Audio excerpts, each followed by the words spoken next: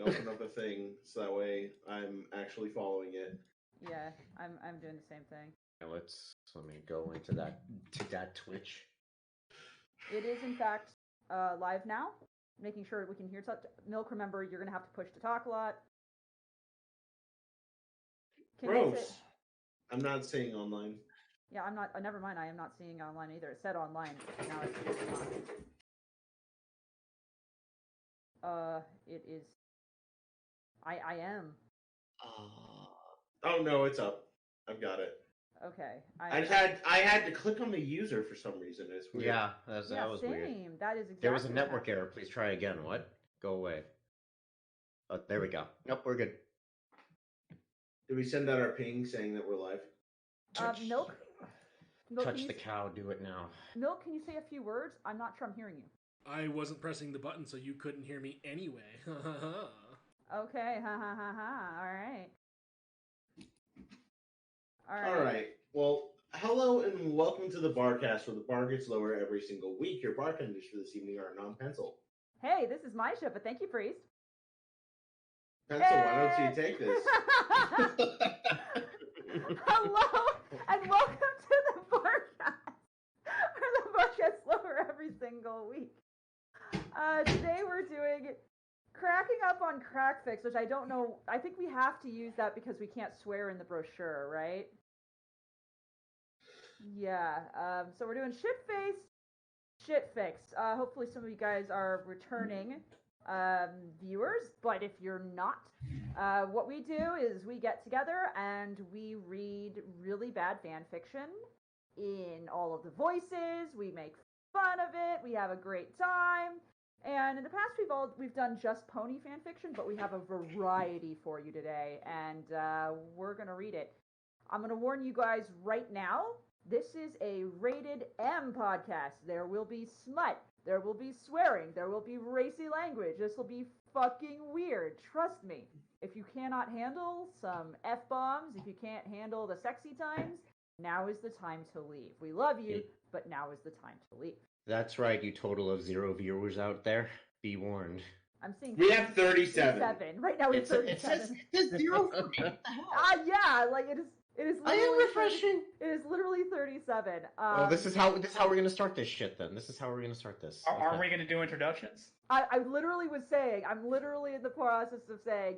Because you guys haven't met us before, rather than just making animal noises like we usually do, let's actually introduce ourselves. I'm a non-pencil. I write My Little Pony fanfiction very badly. I cosplay, and I've been a part of both the pony and furry community for, at this point, probably over 20 years. So, next on our list is an enigmatic otaku. Tell the people a little bit about yourself. Thank you for telling us you're a bunch of furries, small child. Thank you. Thank you for that. Thank you for that.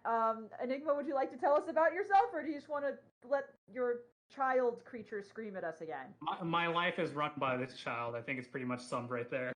There you go. Well, he writes fan fiction too, since he's not willing to say it. And Flammenwerfer, what up? Not much. Just hanging out, ready to fucking get asthma. Who are you?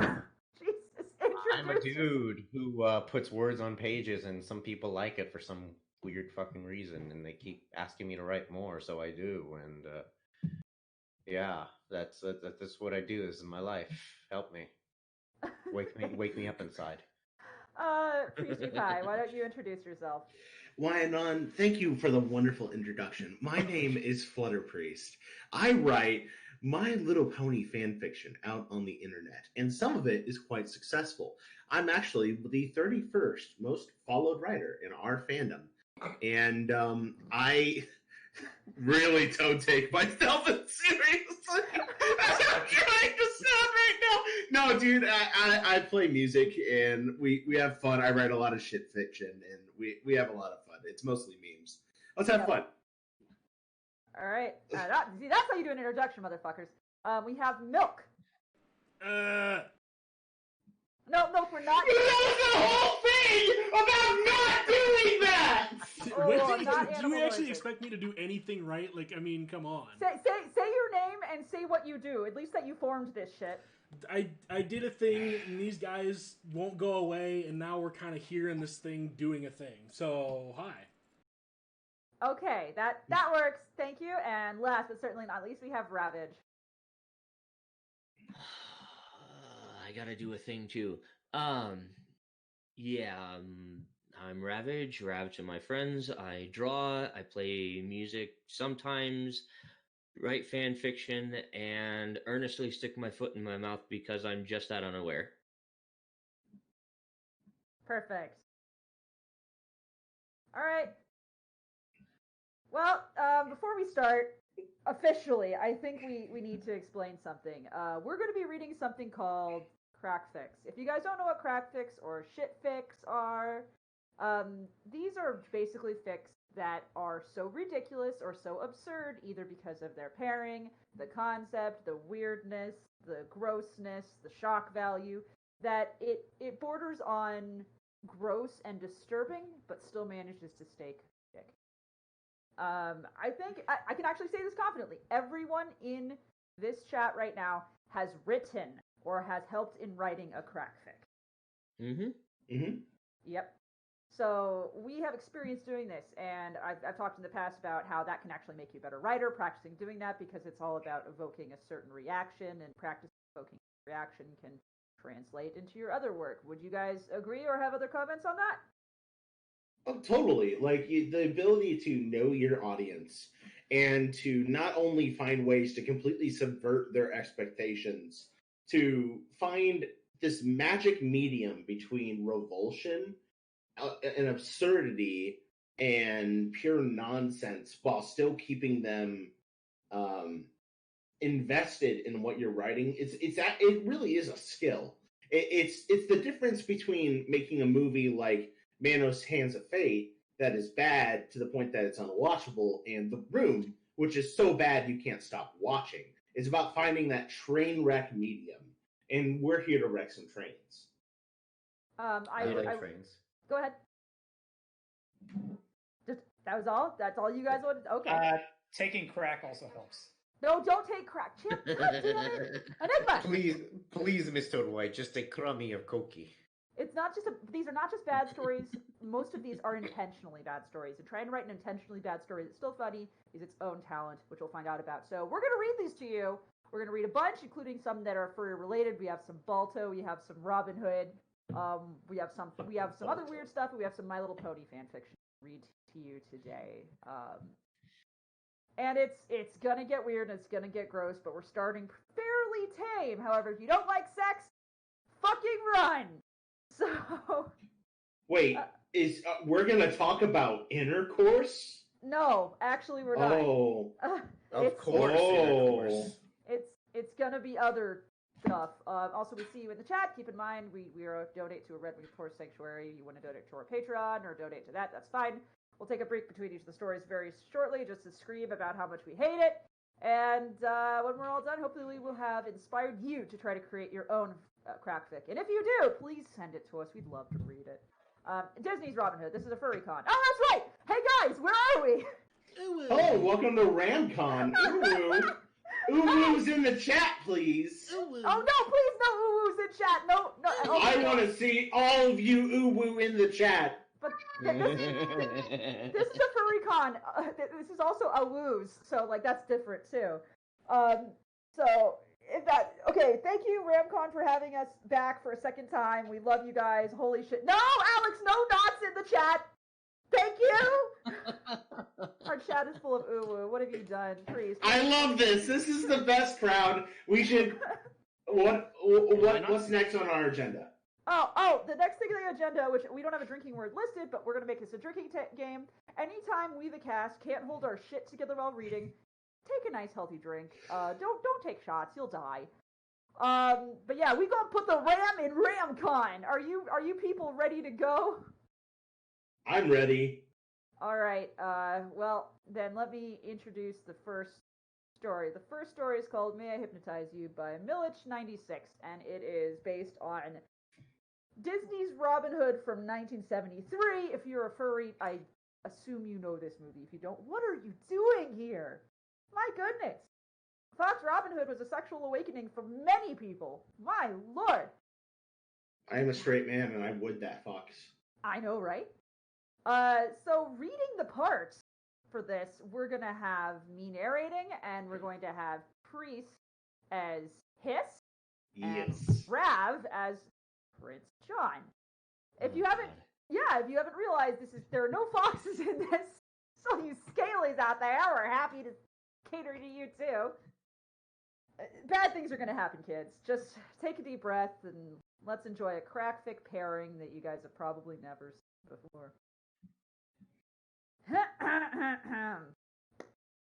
May I Hypnotize You by Milich96. He had successfully hypnotized John only 3 times until then. The first one was when they were both 13 years old. Hiss was still studying to become his advisor, and his mother had just begun teaching him the art of hypnosis. As any normal teenager, the first thing he did as soon as he had learned the basis was running to his best friend and showing it to him. He had been able to take control of the prince's mind for 5 minutes at best, and those he had asked for a chaste kiss on the cheek. John had slapped him for that. The second time happened at King Henry II's funeral. John never seemed to be close to his father, but he must have felt some kind of love to cry that much. Hiss had hypnotized him under the Queen Eleanor's request to stop that hysterical crying. The third and last time happened more or less a week prior. In that occasion, Hiss made him confess his true feelings toward Robin Hood and himself. He wasn't too thrilled by his discovery, but at least he now knew the truth. John wanted to lay in bed with a sleazy thief dressed in green and make all his dreams come true. What was he asking if not for a little of gratitude? He almost made him speak those special words last week. Go ahead, John. Prince John. Shit. I lost my place. Where am I? Please follow along when we read, kids. Speak. Oh my Christ. I wish I could read. I got it. I love you. Thank you. But as a fool, he had thrown his chance away in the latrine and cut the hypnosis short before managing to reset his memory.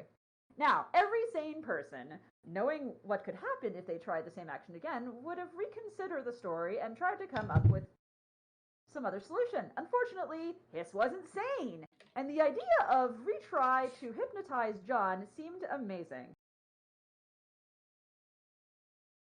Perfect. No. Mind control isn't too difficult, but it works best on weak or destabilized minds. That evening, the prince had drunk too much. The sheriff had arrested someone from Robin's gang or something like that. Never mind that. That was the right time to enact his plan.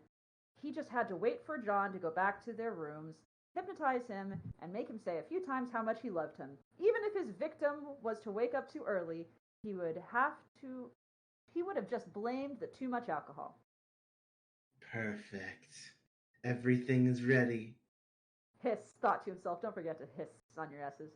Nothing can go wrong. Oh, that's your line. I'm so sorry. Ha-ha! It begins. We're even now.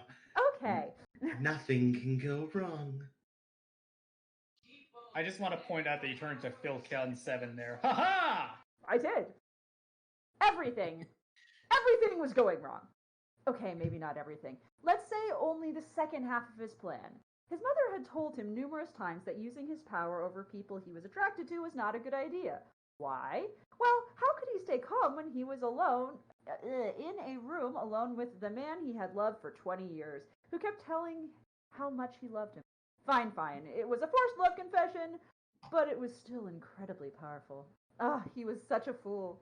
How was he now able to stop himself after hearing such wonderful words? He wanted to move closer to his prince, to touch his hair, his cheek, to kiss his mouth. He couldn't do it, though. It would have been so indecent, totally against good customs. As a gentleman, not an animal who followed his instincts. He would have controlled himself, canceled John's memory, broke the hypnosis, and... I love you, my dear Hiss. Why are you making it so, sensual sounding? I hate you so much, Rav. Okay.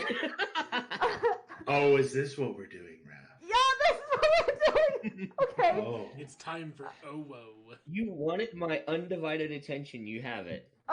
Yep, And instead you gave him your undivided erection. It started as Kiki, and now it's Kai Kai. Oh no! Why this? Oh no! Why did I teach you drag race terms? Please continue. Fuck good customs. With a single quick step, he got in front of the king and caught his lips in a long kiss, the one he had yearned since he was 11. John's lips were a little dry, and his mustache were tickling him, but Hiss didn't care. He was living the dream of a lifetime. After a first kiss, another ensued, and another, and another. He knew he had to stop soon, but he wanted so much more. He moved away a few centimeters, just to say, Sire, open your mouth. The king obeyed. The chaste kisses became deep and passionate, erotic even. Hiss could taste the roasted meat John had eaten only a few hours before. That's sexy. His mouth was warm and wet, and even if the blonde hadn't had touch wine at dinner, he felt completely inebriated. His mind was so blinded by passion, and he didn't even remember when he had ordered the king to stop kissing him and get onto his knees. He didn't even have time to speak that the other had already removed his tights and his underwear as well. Hiss could be described as a man with a particular kind of beauty. Snake, I don't understand. Long blonde hair framed a face with soft feminine features. When he was younger, many had mistaken him for a dame. Even today, many tended to make the same mistake. However, Hiss was a man inside and out, and the tool between his legs was a solid proof.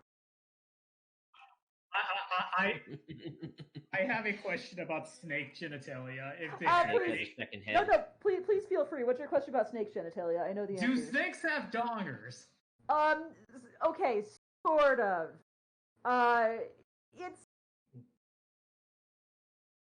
so snakes actually have these little kind of knobs, and there are two of them, and they poke out from either side, and they look kind of like radio antennas sometimes, and they're spiny.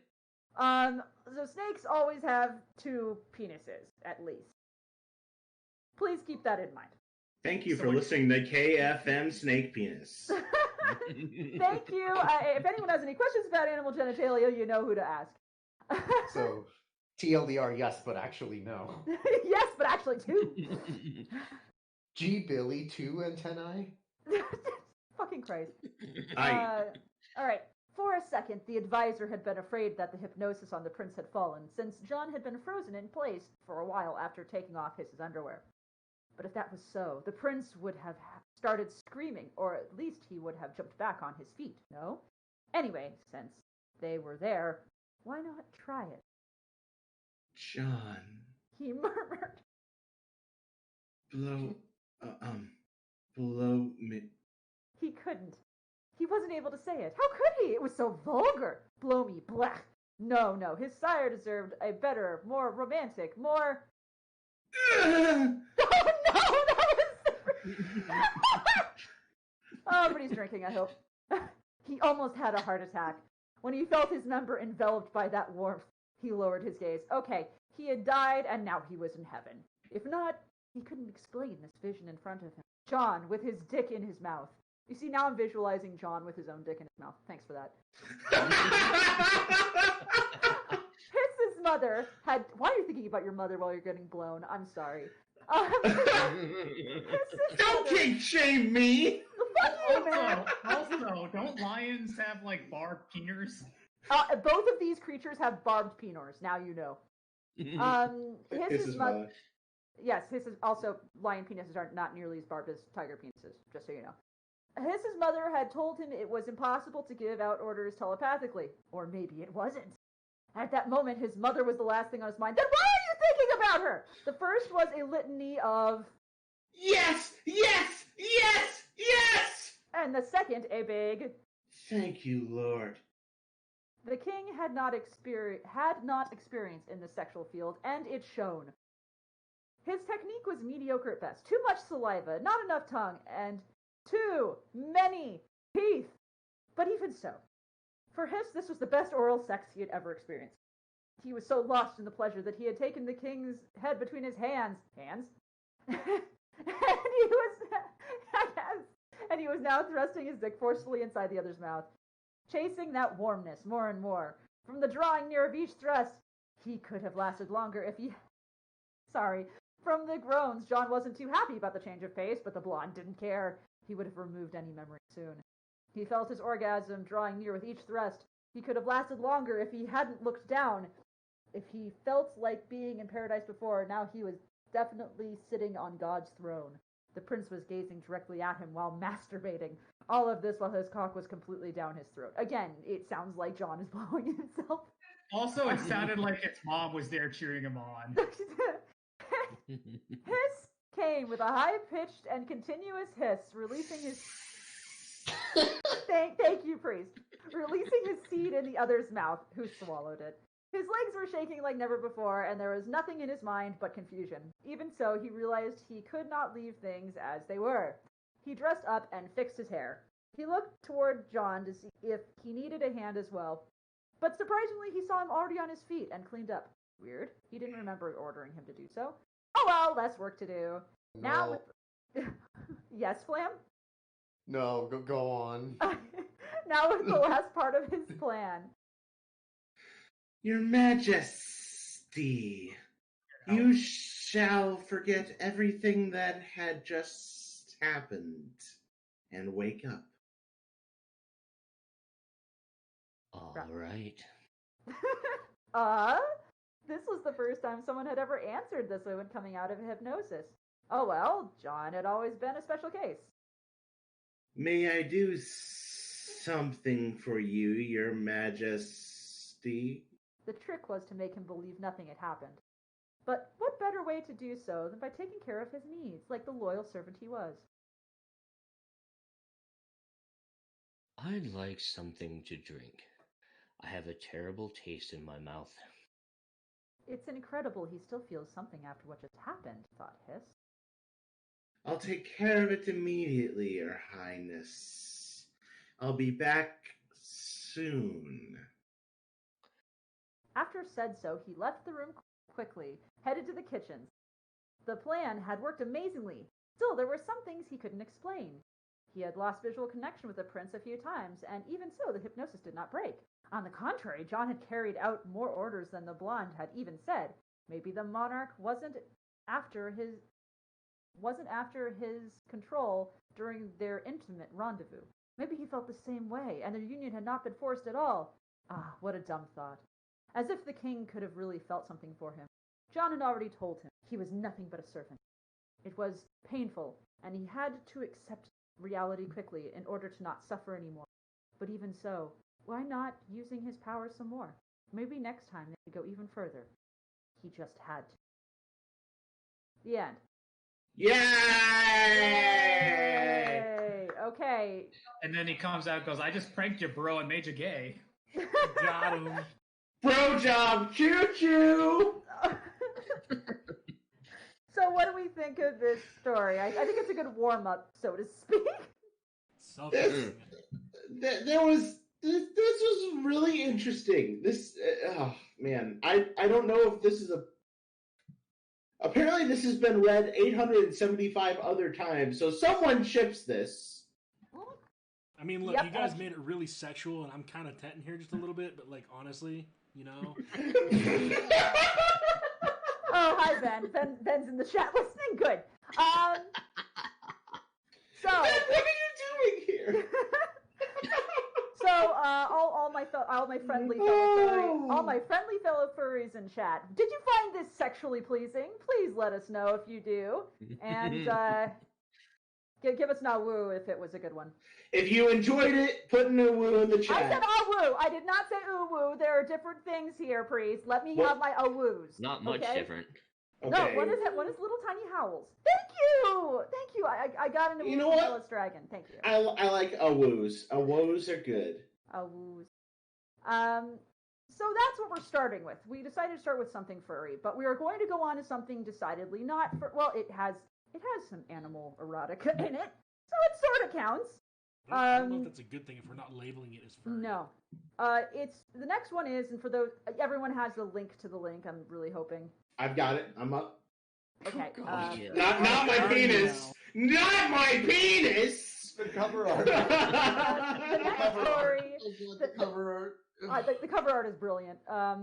Let's quickly show off the cover art that was done by our lovely artist Eighth before we start. Oh. The Ramcon cover art.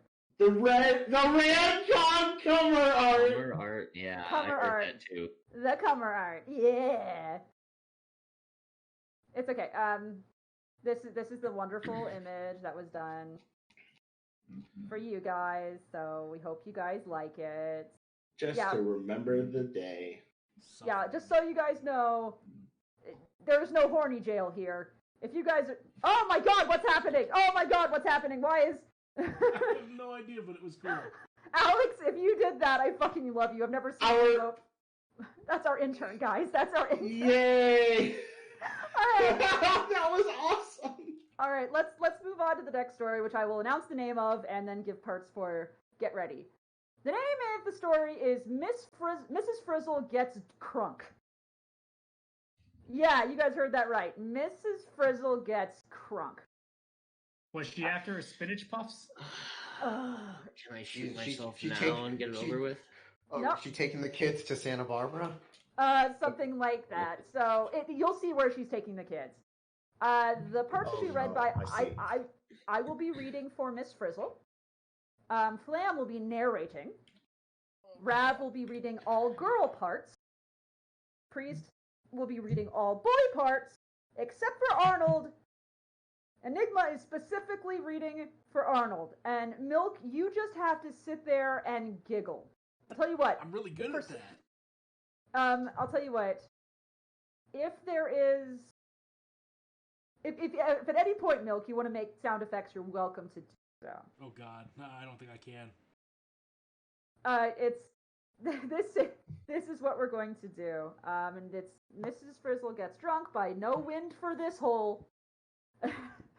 Romance / angst. Oh god. Cruising down a main street. Read the description, Flam, under the writer's name. Yes. Yeah, I read that already. You want me to read it out loud? Out loud, yes. Yes. Okay. Arnold gets in a bus accident, and the class takes a trip to a Lil Wayne concert.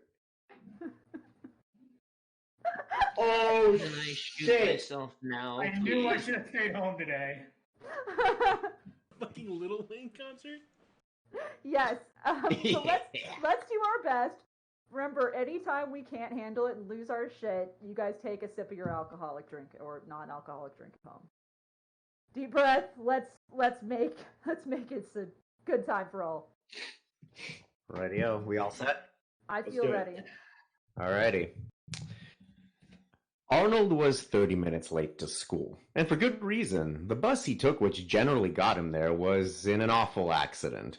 The bus driver was launched out of his seat after hitting a group of babies in the middle of the road, and all the students except Arnold, who were busy being pissed off in the corner with a trash can over his head, fell victim to the toxic gases released from the babies upon impact. What the fuck? Well, What he had am I reading right now? Not even a paragraph in. All right, we're doing this. Those are some dense babies to cause them to just get Are these like... launched out. This Oh is my a God. paragraph in, kids. We can do this. Alrighty. He had hastily rolled out of the back, hoping to get hit by a car. He didn't get hit by a car, and thus had to walk the treacherous 3 yards to the school door. He took the trash can off. Yeah, I already don't know what's happening. When he got inside, he was immediately taken aback by the pungent smell of fresh doobie. I mean, everyone knows Miss Frizzle smokes. I mean, come on. So Yeah. this we're just admitting it here. Yeah. Mrs. Frizzle was blazing it in her room. All the other students were screaming in agony, as she had forgotten to let them out of the school building for the past 3 days, locking them in without food or water the entire time. It was a good thing that Arnold was dismissed early last Friday. He opened the door, and the entire class weakly fell onto the ground and began to crawl to the nearest water fountain, groaning like a bunch of very irritated zombies. Arnold sighed and stared at the asses of the meek children sprawled across the floor. He rolled his eyes and walked into the room, the marijuana odor emanating from the northwest corner of it. Mrs. Frizzle was staring blankly at the ceiling. Sorry I'm so late to class, Miss Frizzle. The bus got in an accident. Mrs. Frizzle did not reply. Arnold looked down to the bottom of the Frizz's dress and saw a very familiar tail poking out of it, swishing back and forth. Oh no. Oh, that's just gross. After about 50 more minutes of the curly-haired reject and his teacher having a bit of a staring contest, the students piled back into the classroom, looking healthier than ever. They had roasted the lunch ladies in the oven in the middle of the science wing. Nobody even noticed. They filed back into their regular seats and attentively looked at their mentor, silent. Arnold, if you don't get back to your seat in 3 seconds, I'm going to literally tear your eyes out of their sockets. Arnold, completely forgetting about the sound of his teacher's voice over the past several days, turned around to find the source of the horrendously scratchy noise that vaguely resembled human speech. It was a full 23 seconds before he realized that it was probably Frizzle, and he ran to his seat. He was able to do this in more than 3 seconds because Frizzle was too buzzed to even move correctly. The tearing out of his eyes ended up just being her slowly moving her hand to the left. She grabbed her whiskey bottle and dangled it haphazardly from her fingertips. Now listen here, you little shits. Today we're gonna learn how to get crunk. There was a confused murmur amongst the crowd, probably because none of them had ever heard of the word crunk before, except D.A. What the fuck's a crunk? Ralphie asked. D.A., in her bitchy know-it-all fashion, turned around to face him and slammed her leg on his desk, getting mud all over the poor child's face before wailing the definition at him. Everybody unanimously understood with a reassuring, huh. Mrs. Frizzle took a long swig of her booze. Good job, D.A. Now get your foot off my fucking desk before I break this bottle over your head. I have to pay for those, you know. 1 second. Everything okay? No, someone just had to motion something to me. Okay. D.A. took her foot off from the now slimy desk, whispering and returning to her rightful seat. Okay. I bought us 8 tickets to the Little Wayne concert next to the school. Since there's only 8 and Liz counts as a person, that leaves 6 of you to come with me, and 2 of you to stay. Arnold, you could keep your ass glued to that chair because I'm sure as hell am not going to take your unenthusiastic attitude to Wheezy's perfect stage. Wanda, you're too Asian to understand anything he's saying. Sound good? Class was undecided. If you all come, I'll kill Arnold when we get back. The bus was filled within seconds. Oh no. Oh jeez. I wanted to get crunk too. See you bitches later. Frizzle smashed the bottle on the front of the car, pieces flying everywhere. The bus ran over a good amount of pieces and the 2 front tires completely popped. Miss Frizzle, in her drunken stupor, just kept on driving the bus. Her foot pushed fully down on the gas pedal and on the other foot nonchalantly controlling the steering wheel. As the concert was literally only 1 block away, the class was there in only 2 hours, and they filed out of the bus silently. Excuse me. Back at the school, Wanda and Arnold were watching the clock go by, counting the minutes until Arnold's final demise. Arnold was an emotional wreck and was sobbing uncontrollably while Wanda was pooping in the bathroom. Wanda eventually walked out after hearing the crying, bringing with her a semi-soiled toilet paper roll to help sop up his tears. Her pants weren't on, but Arnold wasn't wearing any glasses, so she figured he wouldn't notice. Oh, God. She sat down across from him. Arnold, I know your life can get you down sometimes, but this is one of those times where you need to man the fuck up and move on with your life. I mean, how many times have you thought you were going to hate the field trip and end up learning something? Arnold blew his nose into Wanda's hair, mistaking it for tissue. I know, Wanda. It's just that being around Miss Frizzle intimidates me. I want a woman like her, and she's 43 and married. Not that her husband is alive or anything, but you catch my drift. What the fuck is this? Wanda grabbed a pair of scissors from the other side of the room near the sink and started cutting the mucus-infused hair off her head. I bet if we just talked to Miss Frizzle, she'd reconsider. She's drunk as shit anyway, so I doubt she would be too hard on you. She cringed as she accidentally punctured her ear with the scissors. Blood flowed onto the floor. Oh, Jesus. You're right, Wanda. Nonchalantly, my ass. I just need to drown my sorrows first. Thanks for the chocolate, by the way. Oh, fuck. Oh, so this is where we're going with this, huh?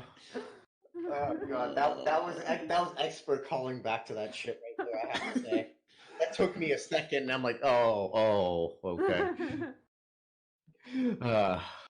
Our lunch for the soiled toilet paper, taking quite the bite out of it. He choked. He choked, but thought of his family life to help trigger his gag reflex.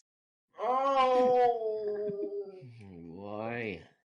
The prince? No way! Oh, Jesus. At the concert, Mrs. Frizzle handed out the tickets. You lose these and you're not getting back on the bus. Are we clear? She kicked the bus to prove her point. The bus did nothing because it was a bus. Fuck this. You're all boring. I'm gonna go do some crack. Phoebe, come on. I need your lunch money. Phoebe was dragged along by the torso. At my old school. Never mind, this is Jeff. Excuse me. That's- Yeah. I think that's me, isn't it? Yeah, Yes. it is. Yes. At my old school, we never learned how to get crunk. Phoebe, if you say that goddamn punchline one more time, I'm gonna turn your ass into gelatin. I've got the vaccine right here. What? I don't get it. I don't know either. The words, Mason. What do they mean? What do it? Phoebe quit complaining. Meanwhile, Tim was having trouble finding a seat in the packed stadium. Where there looked like an empty seat, there always ended up being a shattered beer bottle, disposed of babies, or worse, porn. What? Can we back up to the babies for a second? No, the baby. No, because clearly, priorities, clearly the porn is worse. Okay, go ahead. I would shove those babies aside to get to that porn. Okay, let's focus. We can do this. He decided to plop his big black butt on the stairs to the food vendors. Sometimes they dropped a French fry or two so he could scrounge for food without looking like a deranged homeless woman. About 30 minutes into the concert, people started getting restless. Their precious Wheezy was nowhere to be found, and all the clean water had been gulped down already. For Phoebe, however, this was not a problem. Phoebe had spent her $20 not on lunch, not on crack, but for some cracked, moldy cookies that were dripping with liquid. Oh. At this point, she was so famished that when she saw the liquid dripping off the cookies, she just forked over the 20 right then and there. It was only 20 more minutes before she realized just what that liquid was. She was tripping balls by the time Mrs. Frizzle bursted out of the porta potty with an old Mexican man, lower parts of her dress torn and covered in fecal matter. Phoebe saw 3 Mrs. Frizzles with guns and colored like the American flag and ran off sideways because the world was spinning. She didn't get far before flipping over face first into the crowd. Ralphie, Liz, D.A., and Carlos found themselves near the front of the stadium. The speakers were broken, loose wires dangling from the ceiling, and a high-pitched squeal was the only thing they could hear other than their own voices. Liz sat on Ralph's fat lap, settling herself in his meaty mounds. Ooh. Ralphie didn't know much better than to pet her. As he did so, he felt a strange attraction arise. Literally. Liz arose from Ralph's lap and turned around, gazing into Ralphie's dark brown peepers. She gave the green-shirted moron a lick on the cheek and smiled. He blushed as his face got closer to the reptile, and the ringing from the speaker softened as the two finally commenced their perfect kiss. Okay, I have a question for the internet. Are there any anthro drawings of Liz? Yes, absolutely. Absolutely. Why did I know you would ask something about that? Why did you know I would have the answer to that? Why am I here? Flam, read the line, please. Carlos watched as the two go at it before looking directly at DA. Oh no. Priest, your boys, right? Yes, I guess you could say that this predicament is pretty Don't do this. Ralph-worthy. Carlos chortled hysterically before acting upon his words, proceeding to vomit directly onto Dorothy's face, covering her purple sweatshirt with his yellow stomach acid, burning her face to the bone in some areas. What? The entire stadium, peeved at his antics, shouted Carlos's name. Besides DA, who was busy literally screaming her face off, flesh dripping from her cheeks like a stick of butter in the microwave. Carlos's necrophilia king kicked in. Excuse me. If I you know that meme? You know that meme of the guy? You know that meme of the guy with sunglasses and he's dropping the sunglasses brim below his eyes? That's me right there. That was if I had sunglasses, they'd be below. The brim would be below my eyes right now. I told you this would be a hard one to get through for you, Flam. Carlos's necrophilia king kicked in, and he averted his eyes to keep from blushing. To keep his mind off of the hot mess in front of him, he did what he did whenever he felt hot and heavy. I'm gay. I'm gay. I'm gay. I'm gay. Somebody soundbite that, please. Yeah, Alex, can you please cut that out? Let's see. He rocked himself back and forth in the fetal position. DA paused her screaming to make sure she was hearing more clearly. You're gay? Dude, that's like my favorite sexual orientation. Let's make out. Carlos sniffled up his tears. He could finally do this. He'd been practicing making out with the corpse of his dead dog for eons just for this very reason. Damn it. I guess till death do they part. His teeth still had rotten meat on them. I mean, if we're fucking after they're dead, death doesn't. Never mind. Please. Yeah, don't finish that sentence, my dear. Don't go farther than that, please. That's enough. Okay. Please continue. The Hispanic child, because we're gonna, we're using those now, stuck out his tongue for the barely breathing blonde bitch to bite on. I love that consonant. Holy shit. All that the underage obese child could feel was a barrage of pleasure, pain. Can I just draw attention to that consonants again? How did you skip? How did you skipped skip it? far. You skipped so far. It's the next. Oh, did I? Yeah, didn't. Oh, okay, so I was so Clear. blinded. I was blinded by the consonants. The Hispanic child. Yes. Clearly, Flan, you were too hot and bothered. Yes. We need to get through this. Come on, we can do this. I believe in you guys. The Hispanic child stuck out his tongue for the barely breathing blonde bitch to bite on. She ripped it off, but she was hungry anyway, so it didn't really matter in the long run. The two perverts lay in silence, tongues in each other's mouths for a good 3 consecutive hours. Okay. Meanwhile, Ralphie and Liz were getting serious, doing despicable things to each other. All that the underage obese child could feel was a barrage of pleasure, pain, and scales, but mostly the last two. Having never experienced any sort of physical affection in his entire existence, including his birth where his mother screamed louder after giving birth than during. Oh, God. That's the meanest fat joke. That's amazing. Where his mother screamed louder after giving birth than during, he passed it off as merely just the social norm for kinky interaction. Wait, never mind. Go on. Move on.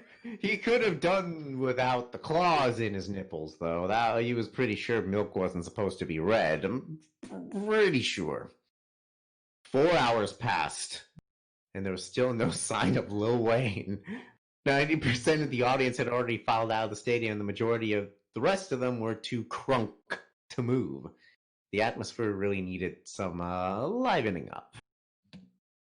All of a sudden, the lights flashed off, and a small stage in the center of the stadium rose, a purple spotlight shimmering down on it. A single person stood atop the platform, not moving, not breathing. A single twitch of the butt cheek later, and the lights all flipped on, revealing an African-American girl twerking it like none of them had ever seen. She had obvious buttock implants as her booty rammed the top of the stadium and the bottom of the stadium with each shake. The crowd cheered with enthusiasm of 1,000 parents relieved that they don't have to take their kids to Disney World. One particular lady, though, was a bit skeptical of all the excitement. Holy shit, that's Kesha! Keisha, not Kesha. Keisha, not Kesha. Keisha's a character. Keisha's a character. Keisha. Sorry. Oh, God. Tim hollered. Indeed, the Nicki Minaj lookalike was, in fact, Keisha. Upon hearing her name, the kinky stripper brought her dancing to a halt. She slid the 20 feet down the pole and hung her head in shame. All she had ever wanted to do was get away from the madness that was Mrs. Frizzle. And even then, she could not escape. The half-conscious lady stumbled down the stairs, hurling herself into the stadium. She spilled her 128-ounce jug of what probably wasn't fruit punch on herself, banged her foot off Phoebe, who was now muttering something about astrophysics and the theological factors of entomology, and tore her dress off in the ring, feet away from Keisha. Well, that was a sentence. Keisha sighed and let her hair down. Damn it, Miss Frizzle. I tried to run away from you because your class always bored me. I thought if I learned to get crunk, maybe I would finally be happy. Mrs. Frizzle smiled sadly, petting the side of the black girl's face. She was proud of her little prodigy, and she took a minute before deciding how to respond to the flattering jewel of passion smiling innocently in front of her. Bitch, if you don't get in the fucking bus by the count of 3, I'm gonna jam my fist so far up your ass, you're gonna start shitting food you haven't eaten yet. I'm saving that insult for Stella. Everyone drink. That's another one. That's one for the books right there. Keisha groaned. See, this is why. But she never finished her sentence because Liz smacked her to the ground and tied her mouth shut with medical tape. Ralphie handcuffed her hands behind her back using Liz's trusty emergency S&M gear kit, and Carlos rubbed DA's face on her legs, rendering her unable to use her now rotting feet. Keisha rolled her eyes as they... Keisha rolled her eyes as they dumped her in the back of the bus like they did with Arnold's adult diapers. I was gonna see Wheezy! Ralphie grumbled as he took his seat next to Liz, who had jammed her claws into his torn jeans. The entire bus ride back was a conglomeration of angry moans, erotic farts, and Mrs. Frizzle slamming the bus back and forth to try and knock Keisha out, with no avail. Yeah. Oh, let me sniff the air out of your asshole. Please stop! Please stop!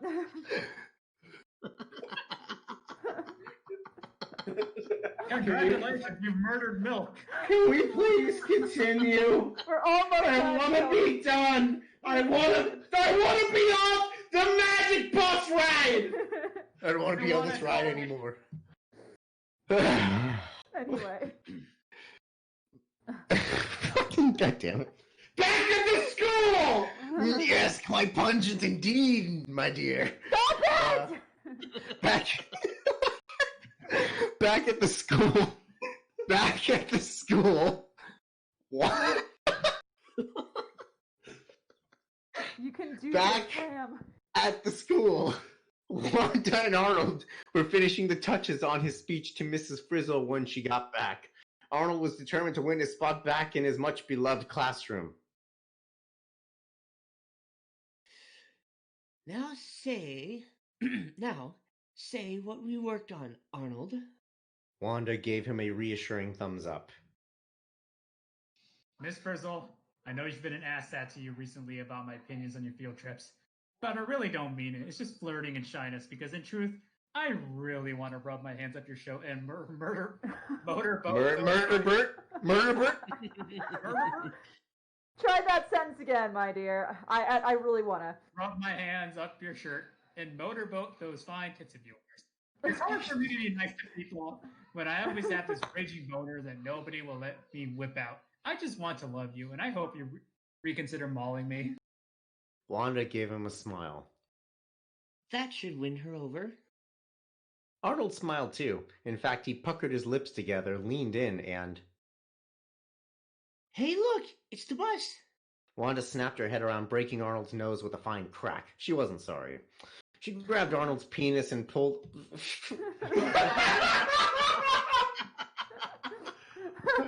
There's no time! Follow me! Grabs penis! and pulled him out into the front of the school, waiting for his teacher to arrive, gun in hand. Excuse me. The bus slowly grinded to a halt in front of the school. Miss Frizzle was tired. She just needed to get up and go to sleep. She stood up and accidentally slammed full speed on the gas pedal, launching the kids into the back of the bus with Tisha. At my old school, we never... Phoebe was cut off by the screaming of the class, including Miss Frizzle, who smashed her head into the horn out of sheer annoyance. The class suddenly went silent as they realized just what they had done. They all leaned their heads out of the shattered windows to take a peek at what they hoped was going to be just a coincidence. Arnold was dead. The entirety of the school bus burst out of the building, wielding piñatas, firecrackers, and complimentary champagne. And yes, I said it like fuck you. I know. The battle was finally over. Everybody was crunk. That's the story, guys. I want to turn this fucking bus around. So this is what would happen if Rick Sanchez from Rick and Morty just decided to teach children. I mean, he does, but that's fine. So that is another example of crackfic. I hope everyone had a great time with that. How is everyone doing? Are we breathing through it? Are we breathing through the pain? I'm still sober. Okay, I'm well... trying to remember what we just read. My brain can't retain any of it. I can understand that Defense pain. mechanism.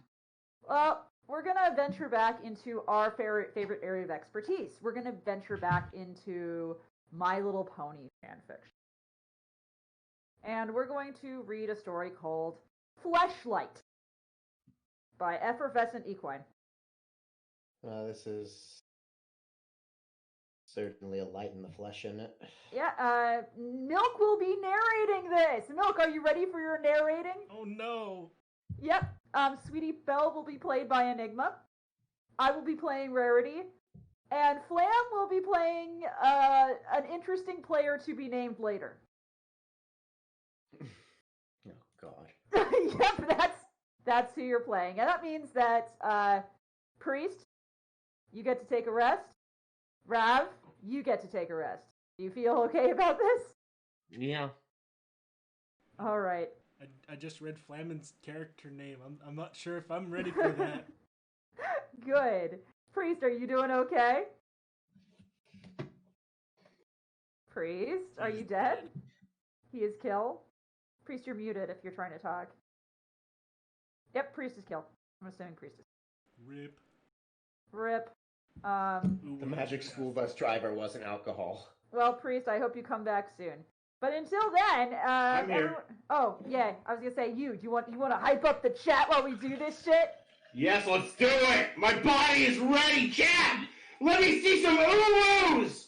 Ramcon 2020, let's do it! You are what we call in the porn business a social fluffer. You are not in the porn business, Enigma, and you never will be. Anyway, You don't think they put him in a gimp suit and just kind of put him in the corner to laugh? No, I have been on porn shoots before. That is not what they do. Every single one of my holes is ready. Oh no. You don't remember my favorite scene from Pulp Fiction where I came out of that fridge? Anyway, it's not a fridge. But anyway, we're going to read the story Fleshlight, and it's going to be narrated by Milk. Everyone have the story? Everyone feel ready? I don't think anybody can be ready. I don't think anyone's ready either. So, Milk, my sweet. Yes, yes, I am ready. Are you sure? I'm really not, but let's do this anyway. Let's do it! Go, go, go! Oh, okay, so am I reading like the very first thing there? Yes. Once upon a time, in the land of happy ponies, there was a virus named Hematojophane. Wait, what? Hematojophane that mutated out of the common cold. The virus got a keen appreciation for the pony genitalia. One such pony, known as illustriously as Rarity, was meandering around, not doing anything sexual, to her dismay. Oh, and to her dismay, contracted the disease when she sat at a bench. Read on as the disease changes her internally. I already don't like where this is going. What is wrong with these people? This is not a non-porn. This is very much not that. We will see. You'll see. This is suffering. Yep, it is. Rarity lay in her fancy bed, unable to move or scream out loud from the intense itching coming from her cooch. All she could think of was scratching the inside of her marehood, but she could not move a single muscle. It seemed whatever that was ailing her turned off her nervous system. Her pussy was itching like wildfire, spreading all over a doomed forest. Rarity continued to lay in bed, her face cringing from the intensity of it. She had tried to scream before when she woke up with the sensation, yet she could not make a single sound. She could feel her body itch all over slowly, and gradually until it became unbearable. Tears poured down her eyes as the itching did not stop in its campaign. Soon she waited and continued to feel the itch almost possess her, and that she could barely feel her mirror any longer. It seemed that there was something going on inside, but she could not explain it. I feel really gross right now. I reading this. Imagine me having to read it out loud, but okay. We're going. We can do it. We can do it. I don't think we can. Rarity then heard a voice coming from the stairs up to her room. It sounded like Sweetie Belle singing. It stirred Rarity's hopes that she would be saved. The door slowly creaked open to find a smiling Sweetie Belle.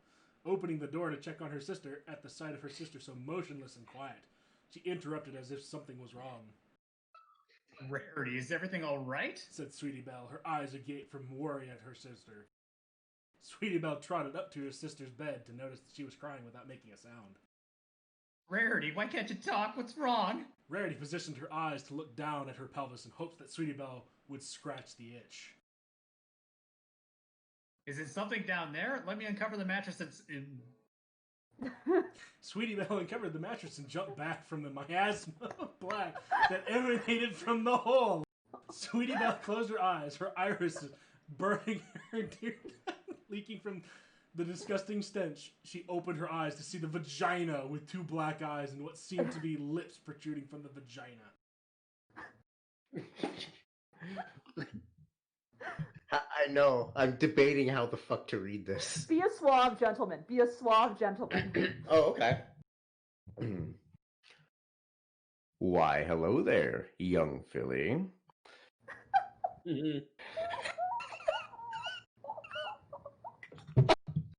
General Kenobi! I was thinking more like Mr. Sulu.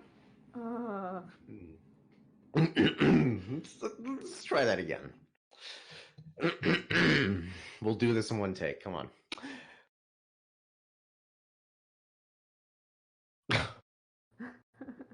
Fuck you, that just keep fucking wrong. Just do the line! Shut up, please. Say the line, Bart! Why, hello there, young filly.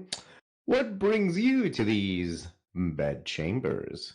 said the vagina, its face absolutely happy to see someone other than the darkness under the covers. I am quite thankful for you getting rid of those dreadful covers. Sweetie Belle looked upon the talking vagina and screamed as if it was the end of days. Her scream resounded all the way to Sugar Cube Corner, and no one took heed of it. Sweetie Belle, after her loud and long scream, paused in shock to look at the vagina in horror.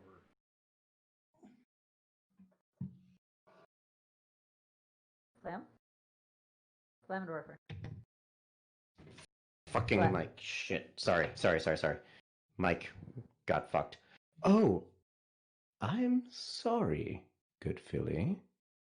Did something scare you?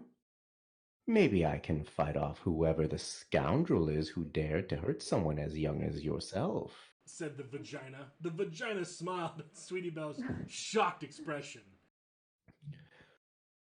Will you be needing anything, young lady, to help with whatever scared you?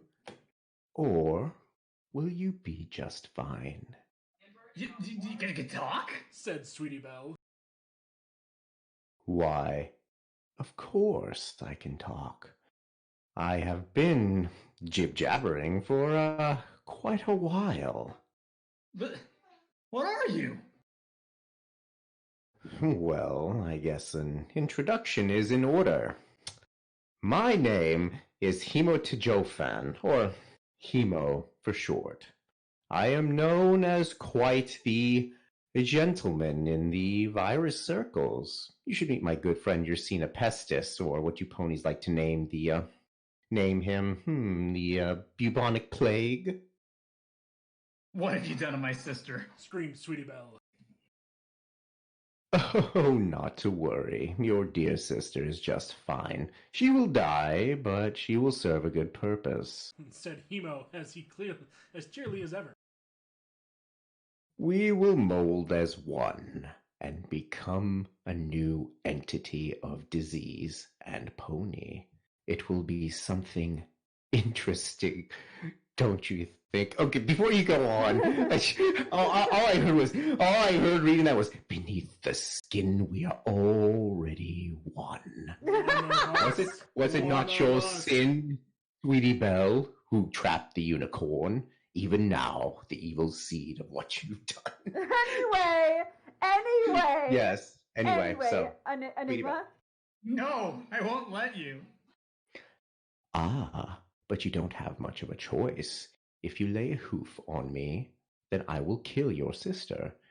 But if you go ask for help, then I will kill your sister. Well, if you do anything either way, I will kill her. So there really is no point, my dear filly. What? No! Why are you doing this? Just an idea that me and an old chap thought of. It would be something interesting to do other than infecting ponies all day and killing them. Now, don't you think that's something better? Sweetie Belle stood there, shocked, not knowing what to do. All she could do was freeze in fear. Oh, don't be like that, young filly. Here is something to look forward to. The transformation is about to start. Oh no. Rarity's body began to expand from her stomach. Her eyes closed as she breathed her final breath. Her entire face flattened as the disease sucked her inside into a big ball of flesh protruding from the stomach. All that was left was skin. The ball expanded, broke through the epidermis, showing a mass of black. Fleshy arms began to protrude out of the floating ball, and a head grew out of the top of its base. It all looked similarly like a horse, but shaped more so like Rarity herself. The fleshy tail sprung from the hindquarters of the ball and shaped up to become sort of a sharp tail. Her mane was similar to her counterpart, but it was different in that it was sharper and the dust emanated from the air. Eyes protruded from the mass of flesh, and the whole pony solidified. The disgusting pony pulled its mouth, ripping apart from the roof to the bottom of the snout, creating a mouth. I am complete, said the disgusting pony. Rarity, is that you? The disgusting pony pulled its tail aggressively, ready to strike the little filly before her. Sweetie Belle was pierced instantaneously and filled with virus gook. Would have transformed her like Rarity. Yet something was not right. It seemed that Sweetie Belle had developed an immunity to the disease and was unaffected. Antibodies traveled through the disgusting pony's body and began to convert everything back. The disgusting pony screamed in pain as it felt the disease-fused body become cleansed by Sweetie Belle's antibodies. Rarity had returned to her form, leaving Hemo gone forever from her body. Sweetie Belle, seeing her unconscious sister lay on the ground limp, hurried to carry the body and sobbed until she woke. Rarity awoke from the slumber to feel Sweetie Belle's body tighten hers. What happened, sweetie? I thought I died, said Rarity as she stirred. It doesn't matter, as long as I have you still here. It all doesn't matter. I don't ever want to lose you again. It's all right, Sweetie Belle. This time, I will stay the hell away from benches. I'll make sure to stay more safe. Rarity vowed to never sit on a bench ever again, and Sweetie Belle soon got horse aids. The end. Oh, Jesus.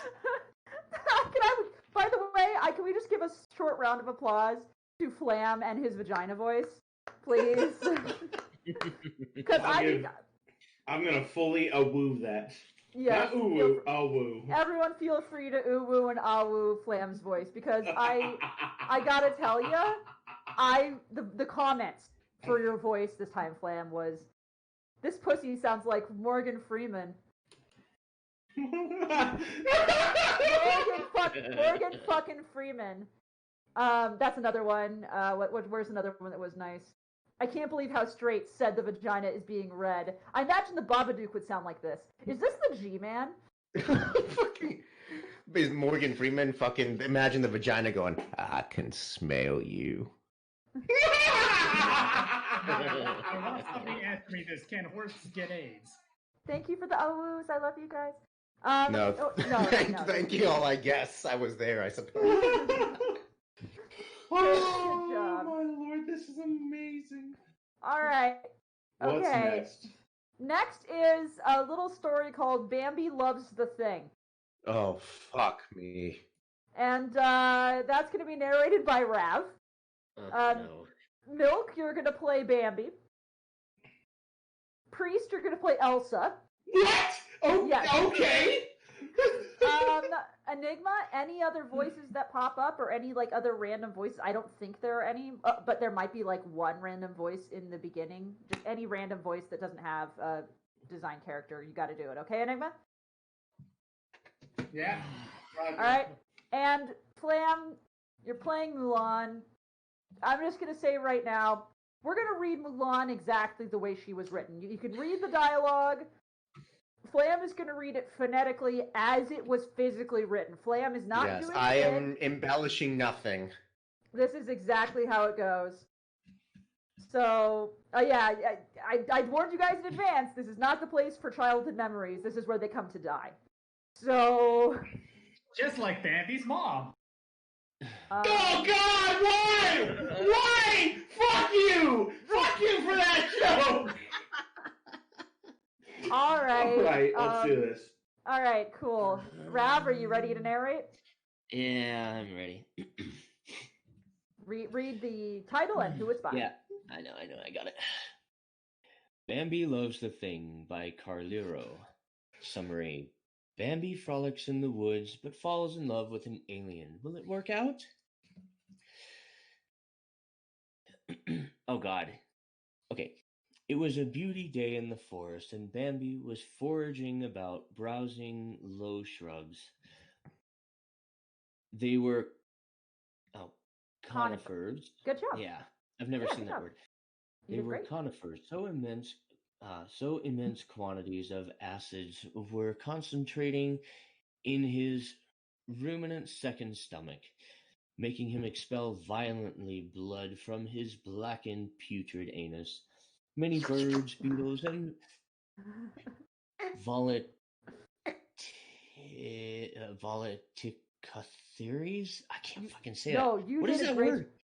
You did a great job. Seriously, credit to you. You did a great job. That's the word, volaticotheres? You said it pretty similar. Like, good job. Okay. bathed in the black-red diarrhea of the beautiful forest prince, earning them eternal life and forever happiness. I think this is an enigma. This is Enigma. Thank you, O princely Acron of the forest ancient gloom. Archon. Cried the... I half expected him to say acorn. All right. Right? Cried the worshippers of to the god upon such divine gifts. But suddenly there was something very bad, Help me! said someone in the forest, a lustre voice of despair and delight. Bambi listened and went to help, and there was a beautiful husky dog with pus-filled blisters in its dung-infused flesh, and a swollen penis with brownish blackened spots indicating the entry of feces leaking a pale white pus milk semen. Jesus fucking Christ, what a What description. the fuck did you just read? I don't know.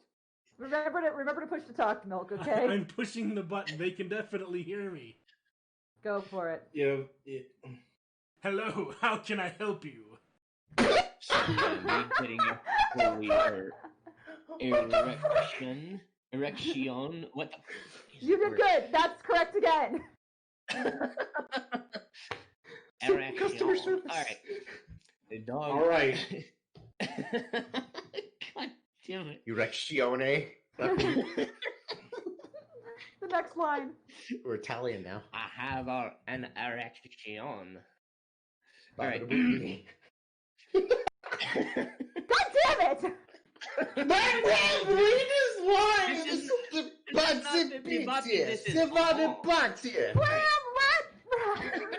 No bully. No meat bully. If I could, I'd read the whole thing and surrender. All right. The dog then peeled its skull into a very fine and shiny tencatlus? It's supposed to be tentacles, but tentacles. Ending on Simon Powell's head, in quotes, A.N. Read eternal vows, it's very God. Oh, fucking Christ. Just do it. You can do it. I believe in you. I'm trying. Out of parentheses. They forcefully kissed Bambi's eyelids with such pleasure and succulent, pearly, mint oral snot, while another was shoved up his anus. Milk.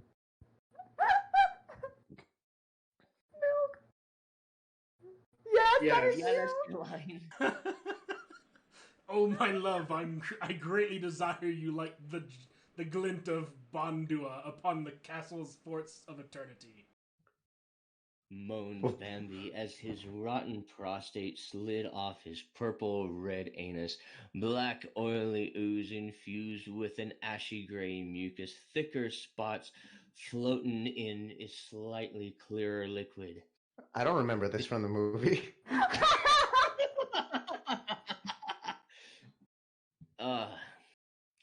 The tentacles grabbed his limbs, and one went to his penis. Simon Powell's head, blow-jobbing it with as the juices mixed with his flesh bamboo was healed as he rigged back into a children. Oh yes, Mr. Thing, fornicating as an abundant agent of existence, fortitude, and demise. Cried the exuberant little fawn pleasuredly. But as the thing was about to ejaculate, vomit ensued seminal fluid. There was an evil laughter, and all the animals in the forest got scared. This is you, priest. You couldn't hide me! You couldn't hide from me forever! Said an evil, slutty voice of Mardi Gras condemnations. From between the trees came, get it, Elsa! She was... Oh my god. She was fingering her necrotic womb with a billion-mile-long strap-on dildo, expelling injurious curses against existence itself. Apparently, everyone has AIDS in this fucking cinematic universe. You will all die! She moaned evilly, her face like Riley in Maverickman's Return of Riley. Yes, you will all die now. Said Oh no. Mulan. She was wearing a shitty t-shirt and a beaner hat and several piercings and was animating. Oh god, that fucking word threw me for a loop. Animating a Cal Arts movie. Whoa, this is rated R, but you know what? Whoa! Take that shit back down, y'all. Fucking Cal Arts. Ugh. Ugh. No, you will never win.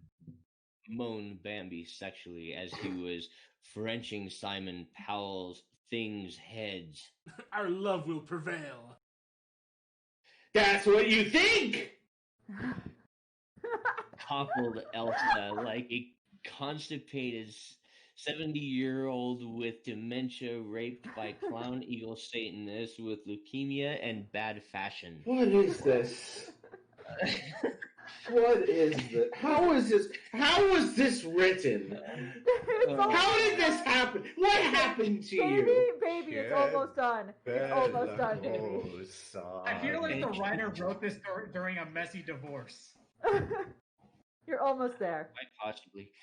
And she threw ice at them, but Thing just went to sleep and Bambi stabbed her in the pussy, making her have an abortion of hideous coat hanger ice fetus and defecate black poop internal organs. They just fed this into a random word generator. Like, this is... It doesn't even make grammatical sense anymore. No!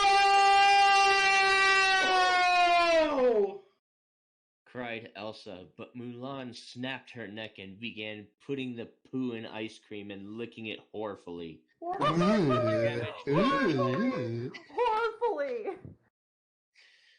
Spelled with a W, yep. You guessed it. But the damage was done now. Oh, now the damage is done!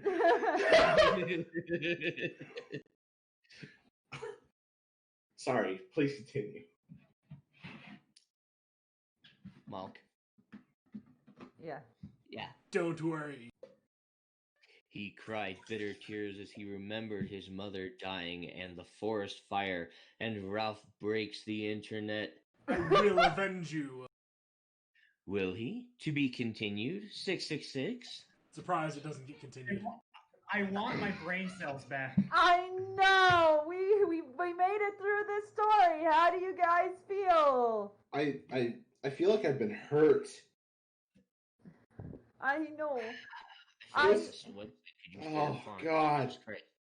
I have maybe if they didn't lean so hard into the let's get edgy, let's get angsty, let's use words from black metal songs. It's like God. It's like a bad excuse for a Cannibal Corpse song. I'll be honest.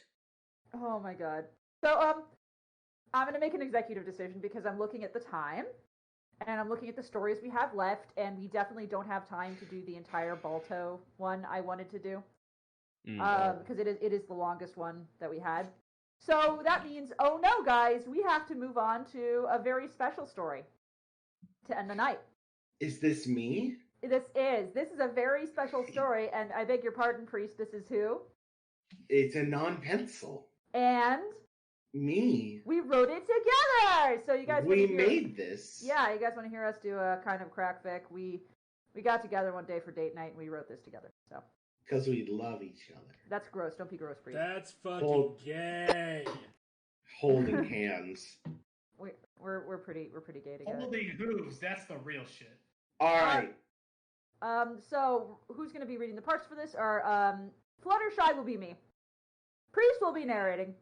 Enigma, you're going to be Anon. Milk, you are going to be the young pony who yells at Anon. Okay? Yes, I accept this role. I see the name. And Flam, you have one line at the end. You get to be the old lady pony. Alrighty then. Okay, Flam. Ye. All right, I know we're running low on time because this is a con. We might run a little over. Get fucked if we do. We're doing this anyway. This is Fluttershy Fucking Sucks at Art by Flutterpriest and Anon Pencil. Only chapter. Erecting a Masterpiece. I just don't understand.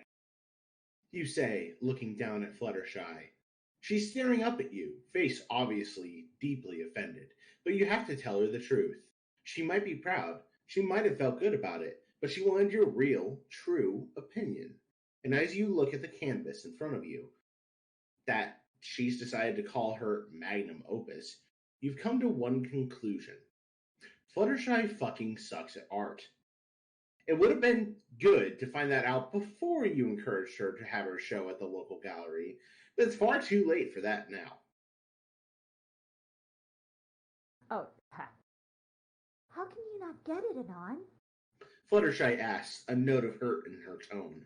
The bunnies stand for the duality of pony kind. How some of us may live within our little holes, fearing the outside world. Yet for us to truly live... Fluttershy's two bunnies humping. No! She says, her cheeks flushing. You're just looking at it the wrong way. Trying to give her the benefit of the doubt, you twist your body and turn your head to the side. You squint. Yeah, sorry, now I just see a pair of breasts. What? Just two saggy, pandurless white breasts flowing gently in the... Your therapist would probably have a field day with this, but that's beside the point right now. Fluttershy turns her head in order to see what you're seeing. Anon. Those are two penises, not breasts.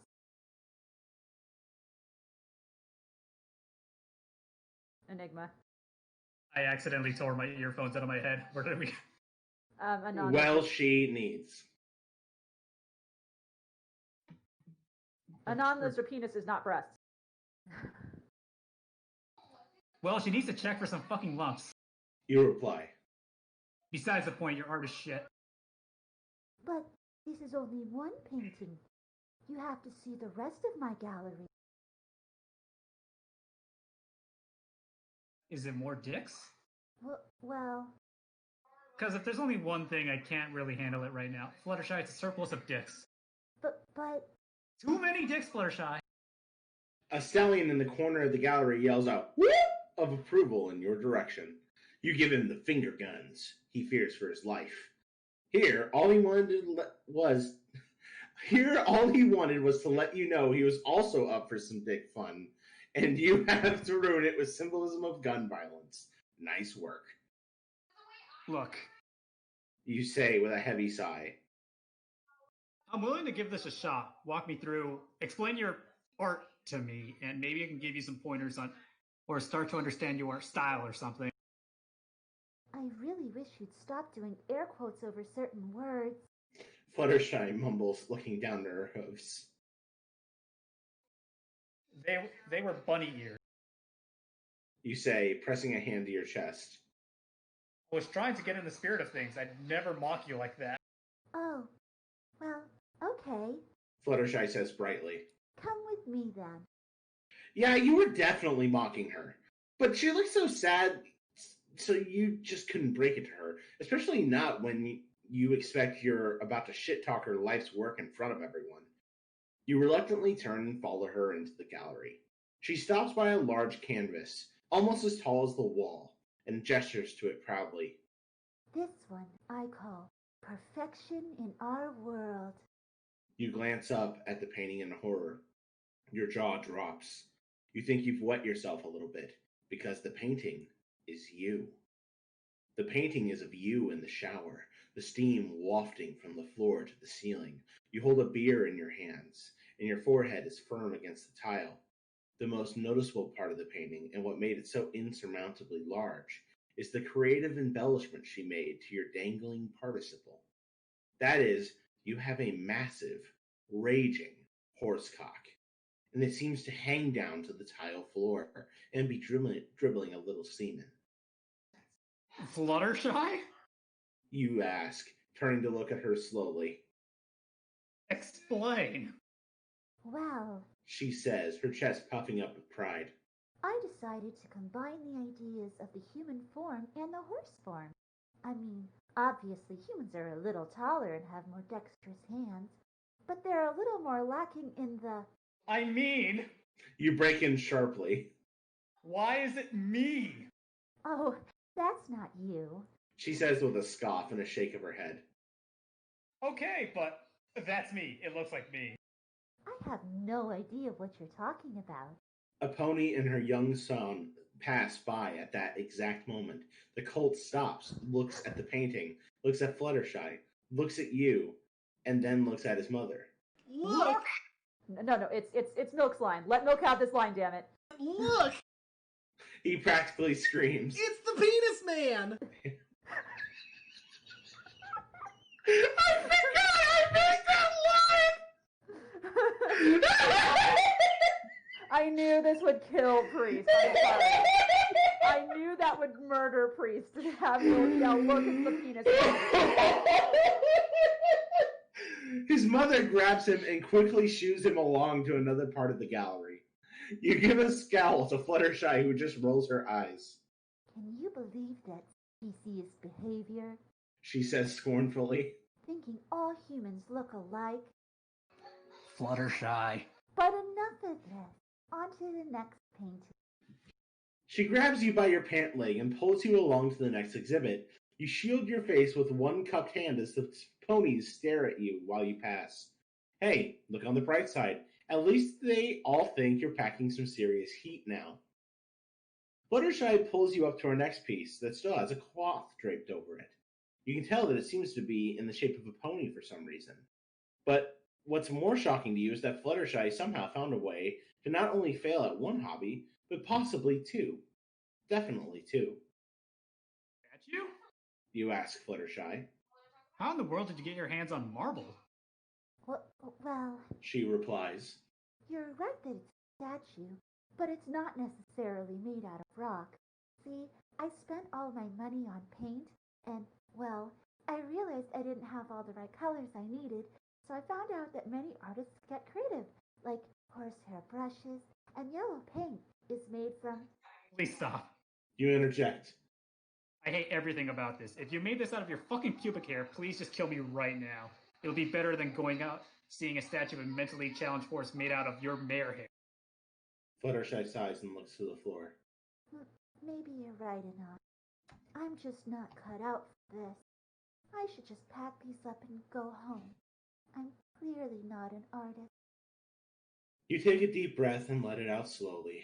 If you weren't trying to get into Rarity's bed sheets, then maybe you could just dream crush her on the spot and go about your life normally. But word is going to travel, and the only thing that will be marvelous about your Friday nights will be what sort of condom you use to beat off with. Because they expire. Condoms expire, dumbasses. And you can only make so many water balloons and throw them at Spike before it gets old. Okay. Well, let's forget the statue. You say calmly.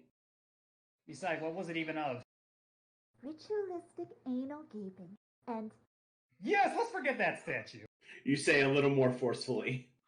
Just show me something else. I'm sure I can find something positive about it. After all, art is different to everyone. I bet it really speaks to someone, even if I personally don't get it. She raises her head a little. Really? Really? Come on, show me. She brightens immediately and catches hold of your hand with all the excitement of a little girl who's finally stopped pooping the bed for the first time. I'm sorry. That's my line. I'm sorry. I'm really glad to hear you say that. She says in complete and utter joy. Because my next piece is interactive. Interactive? You'll see. She says in a sing-song voice. She marches you over across the hall and around a corner until suddenly you're staring right down the barrel of Mother of God. Fluttershy releases your hands and skips over to stand by her creation. She gestures to it with a sweeping hoof. See, I made it big enough for people to go inside. She says. You go in the urethra, and it goes all the way back to the testicles. And then you can come out just like the sperm does. Hey, where are you going? You don't look back. You don't even tell her goodbye. You do not pass go or collect $200. You can't do this. No amount of sweet marshmallow pony puss is worth this nonsense. And you will be damned if you are going back inside a giant replica horse penis. You came from a penis, sure, but you are not going back. You stride quickly to the front of the gallery, where one of the middle-aged docents holds the door open for you. You move to step past her, but as you do, she covertly slides a hook up your knee towards your groin. You lock eyes. She smiles. Hey! Oh, God! She says in a sultry whisper. Aren't you the guy from the painting? Too bad this time life does not imitate art. And This hurts me. Are you okay, Milk? I don't like the hurt.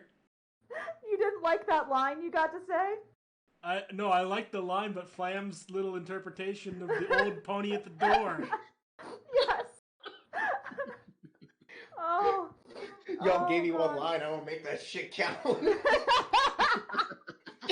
Oh, God. So if we had 2 hours, I had one other story lined up that would perfectly fill out the time. Pat self on back for that knowledge.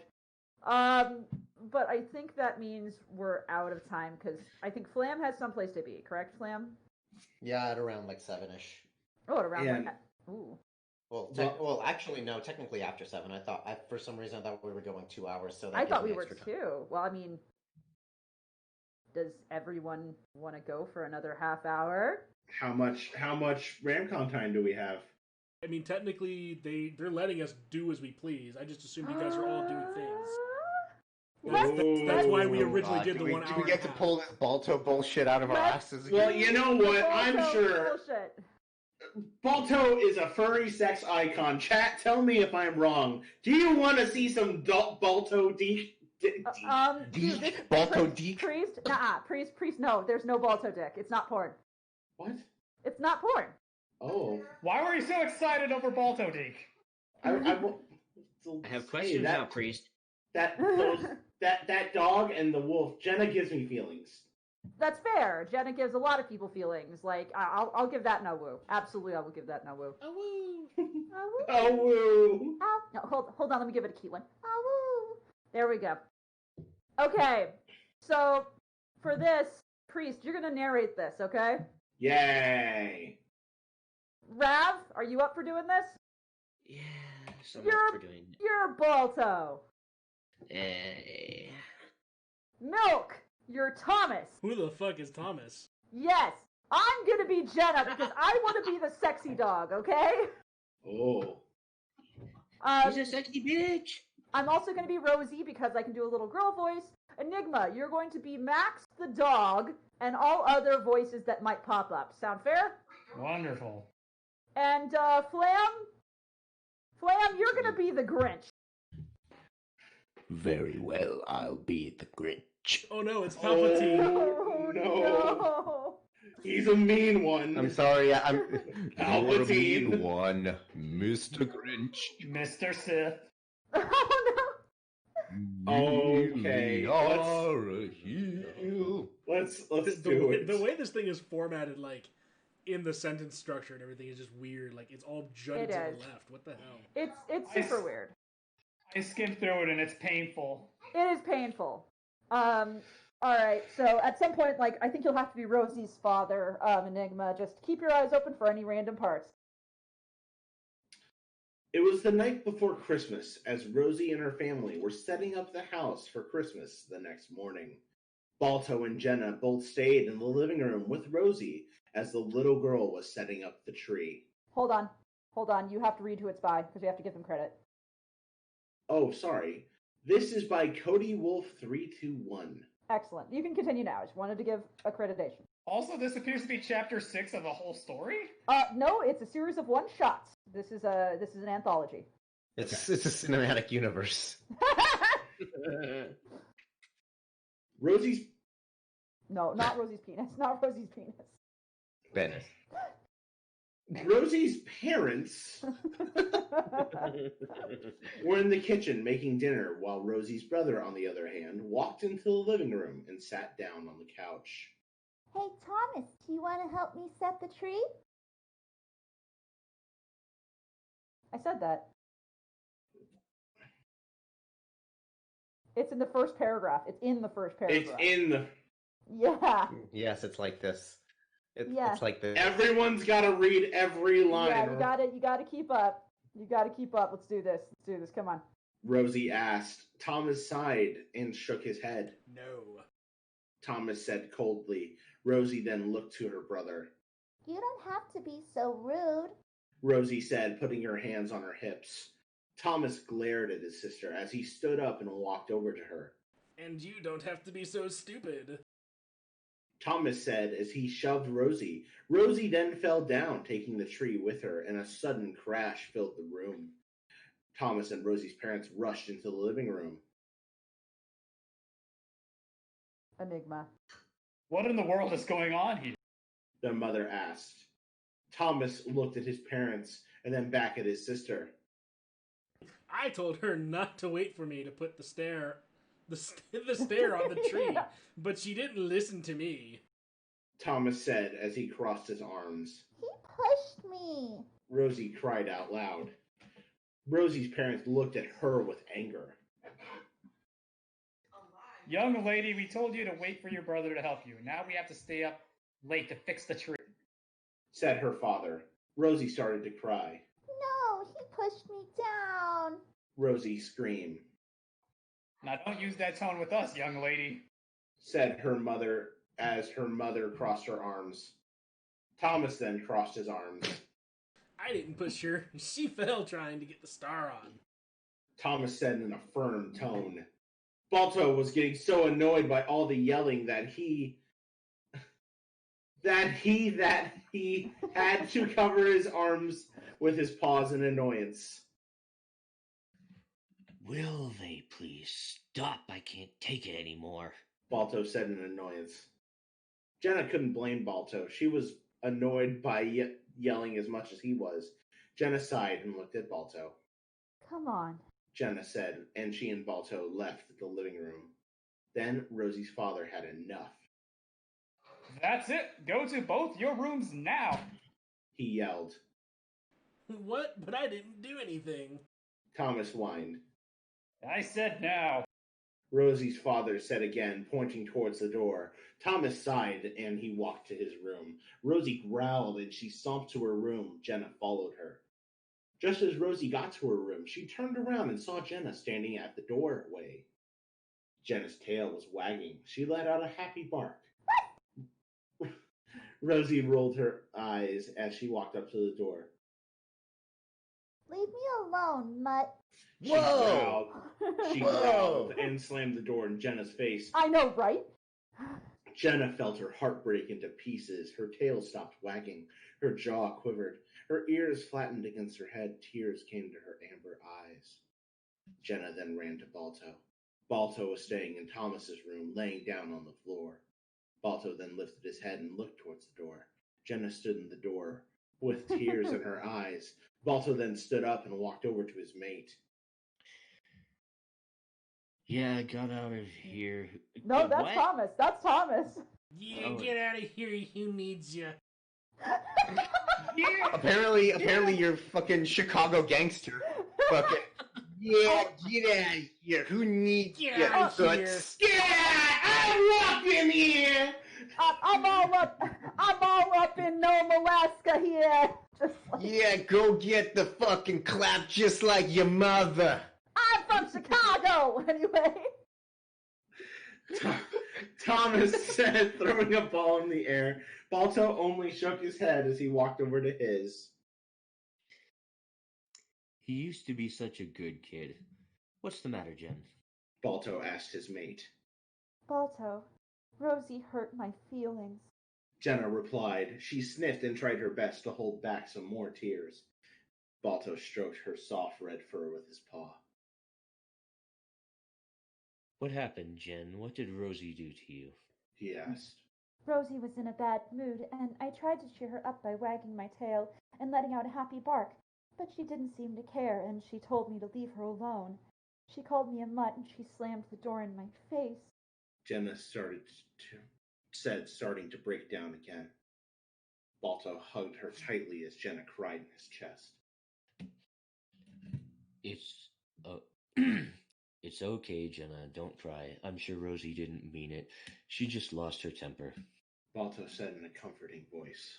I just don't understand this, Balto. It's Christmas, and no one should be acting like this around this time of year, and it's like a demon possessed my girl.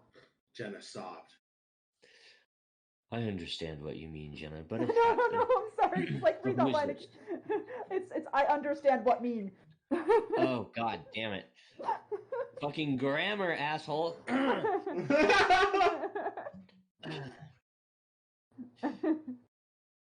Oh, you want me to go full caveman? Yeah, Okay. dude. Yeah, Balto caveman. I understand what mean, Jenna. But it happens, families argue and they lose their Christmas spirit, and I hate when that happens. Balto said. I do too. And it hurts me, Balto. It doesn't hurt me. It breaks my heart. Jenna said as more tears streamed down her muzzle. Jenna was still crying. Balto then brought her into Thomas's room so he could then comfort her. Why did you say it like that? Why did you say it like that? This is how he comforts Misha. It's time Oh, for no. The comfort. only way this story will be lewd. Okay. Thomas continued to throw the ball up in the air as Balto and Jenna were laying next to each other. Thomas then stopped throwing the ball in the air as he heard screaming in the next room over. Thomas then got off his bed and banged on the wall. Knock it off! Thomas shouted.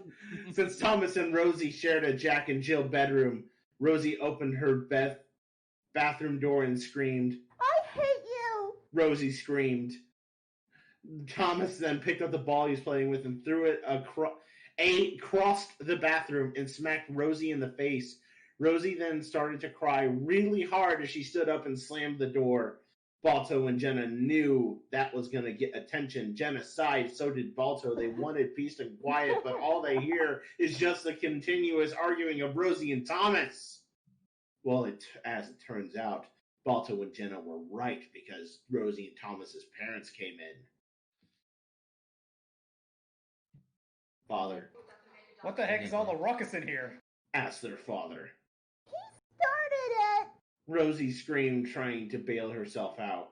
No, she's the one who started the whole thing. She was screaming in the bathroom, and I got and told her to knock it off.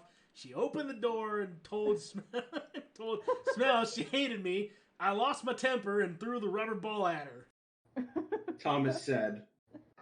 It's okay, son. Just learn to keep your cool. Said his dad. Why are you siding with him? He threw a flipping ball at my face! Rosie growled. You better watch your attitude, young lady. Said Rosie's mother. Rosie, don't you think you shouldn't be acting like this on Christmas? Thomas asked. Shut up about Christmas, will you? I hate Christmas! I hate it! I hate it! Rosie shouted. Balto, along with Jenna, Thomas, and Rosie's parents, gasped in horror as soon as Rosie said that. Rosie? Her mother started. But Rosie just stomped away and she slammed the door, her room. Everyone was speechless. Jenna was devastated. She felt her heart break even more. She buried her face into Balto's and sobbed. Jenna, what's wrong? Balto asked. Fucking hell, you guys know! Balto asked. Oh, Balto, Rosie has lost her Christmas spirit. What terrible demon possessed my girl? Jenna sobbed. Balto did nothing. He just wrapped his arms around Jenna. Arms. Arms. Oh, Balto now has arms. I'm just imagining those SpongeBob muscle arms around his body.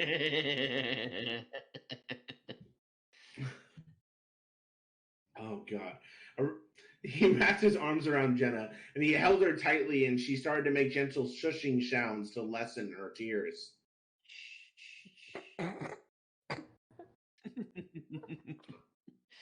Enigma?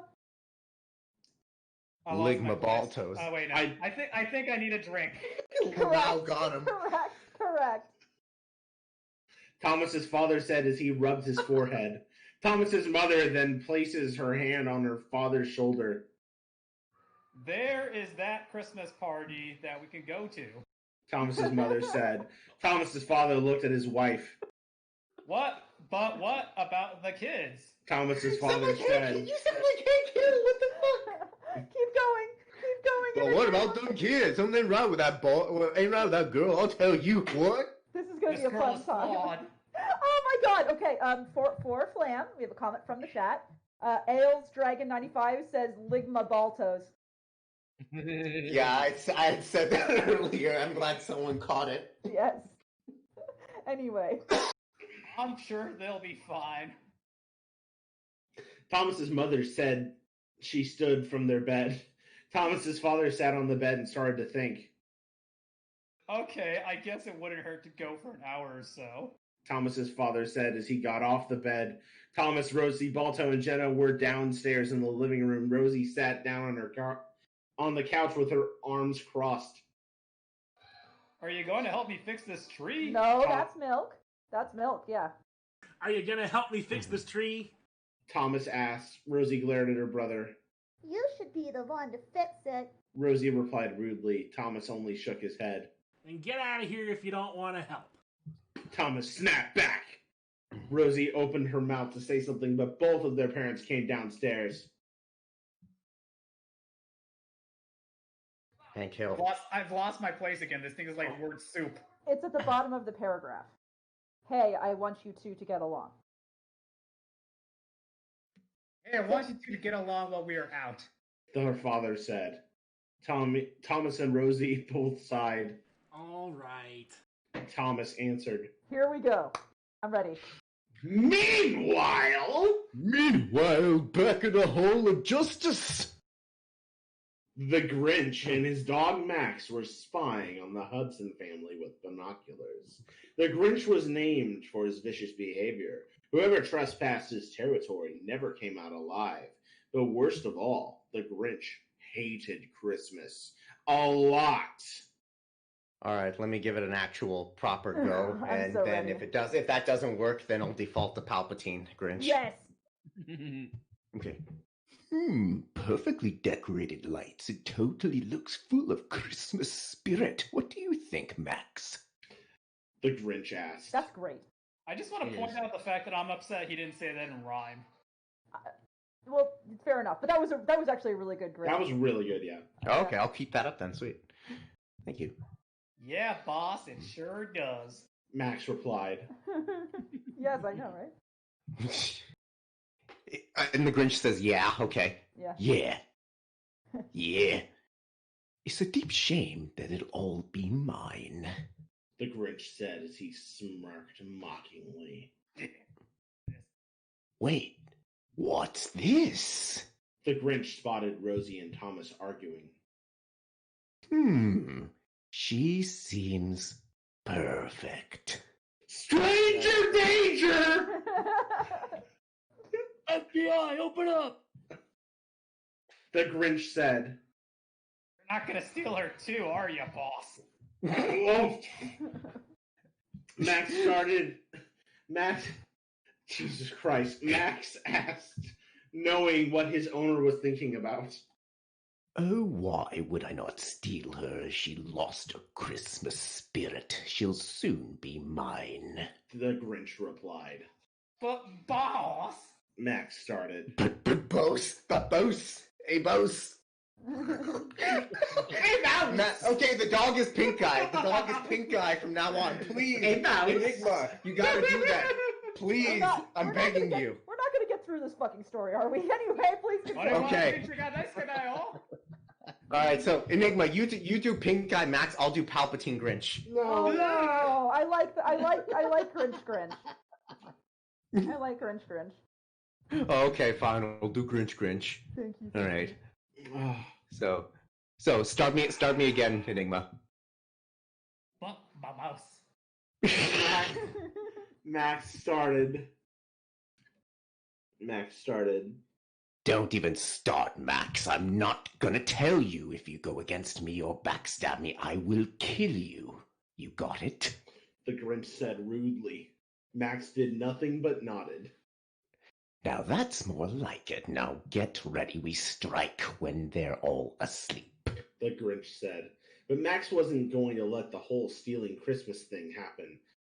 He was going to backstab his owner and leave him for a family that does appreciate him. This is Milk. This is Milk. This is Thomas.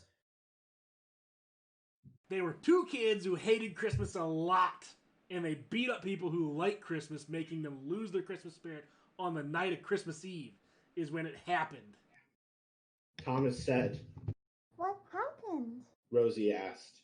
Balto then covered Jenna's ears because from the way it sounded Thomas was telling a horror story, he didn't want his mate to be scared. The Grinch snuck into their house, and he captured them and locked them in a cage in his lair, and... Thomas continued. And what? Thomas's smirk widened and shouted. He friggin' ate them! Thomas shouted. Rosie, He ate them, toots! Rosie screamed when she heard that. Balto was glad she covered Jenna's ears because he knew Jenna would pass out. Thomas then got annoyed by Rosie screaming. Sis, look, I was Thomas started before being cut off by Rosie's screams. just joking! Thomas shouted. Rosie then stopped screaming, and she started to fuss at her brothers for scaring the crap out of her like that. Balto then uncovered Jenna's ears. Balto, you didn't need to do that. She said. I know, Jenna, but I just didn't want you to be scared, that's all. Balto said. Milady. I believe it'll be my bitch. These guys right here. Please. Anyway. I love that! I love that! I have to put that in the story! I also like the idea that he uses muscle arms to tilt his fedora. Come on, guys. Oh my god! With that imagery, they're not even dogs. They're literally just furry dudes, like fucking anthro dudes, just crawling around on their arms and legs. Okay. Guys, we have to get through this. Let's pull it together. Come on, we can finish this. Jenna then yawned, and she snuggled close to her mate's side so she could feel his warm fur. Balto then wrapped his arms around her, and he held her tighter. Jenna then fell asleep in her mate's tight embrace. Aside from Thomas and Rosie's yelling, Jenna was sleeping peacefully. Balto then rested his jaw on Jenna's head, and he closed his eyes, and he too found himself asleep. Thanks. That wasn't funny! Rosie shouted. Thomas chuckled. I told you it was for little kids, but you should have seen your face. Thomas said with a smile. Rosie just shook her head. Whatever. Rosie simply said. Thomas continued to laugh. Rosie's face got red as she looked at her brother. You're such a jerk! Rosie shouted. Suddenly something went crash on the roof, and the power went out. Thomas and Rosie both looked up to the ceiling. Jenna was then jerked awake and looked to her mate, who was looking up at the ceiling with the kids. Whatever you're doing, Thomas, please stop. Rosie whispered. Thomas then looked down at his sister. I'm not friggin' doing this one. Thomas replied. They heard footsteps walking across the roof of their house. What's that, Balto? Jenna asked. Balto looked down at his mate. I don't know, Jen. Balto answered.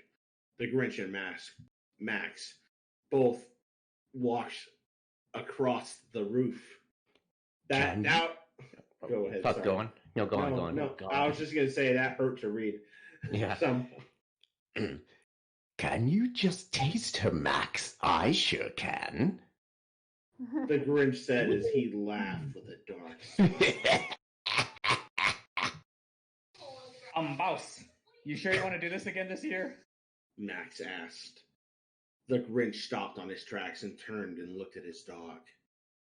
Max. Oh, Jesus Christ. The Grinch said with a soft... A soft what? A soft cock. Please read, please. God The damn it. Grinch said with a soft as he walked over to his dog. The Grinch placed his hand on Max's ear and pulled Max close to his mouth.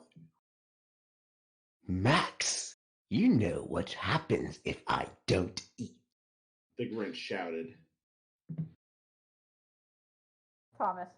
I'm telling you, this isn't me, sis. The power must have went out. Thomas explained. Then they heard something come down the chimney. Jenna was scared now. She moved closer to his side, but she felt safe next to him. Balto, I think someone is breaking in. Jenna yelped, scared. Hello, kids, said a mysterious voice, which caused the four to...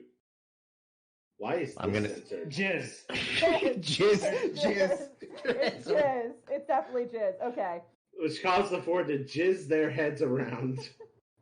Thomas took out a flashlight and shined it directly at the chimney and saw the Grinch. Wouldn't he see the Grinch's crotch if he looked up the chimney? Anyway. Thomas and Rosie screamed. Oh, God. Rosie started. The. The Grinch said, mimicking Rosie. The Grinch! He snapped. You're mine! The Grinch said, pointing directly at Rosie. Thomas then narrowed his eyes and shaleed his sister with his arm.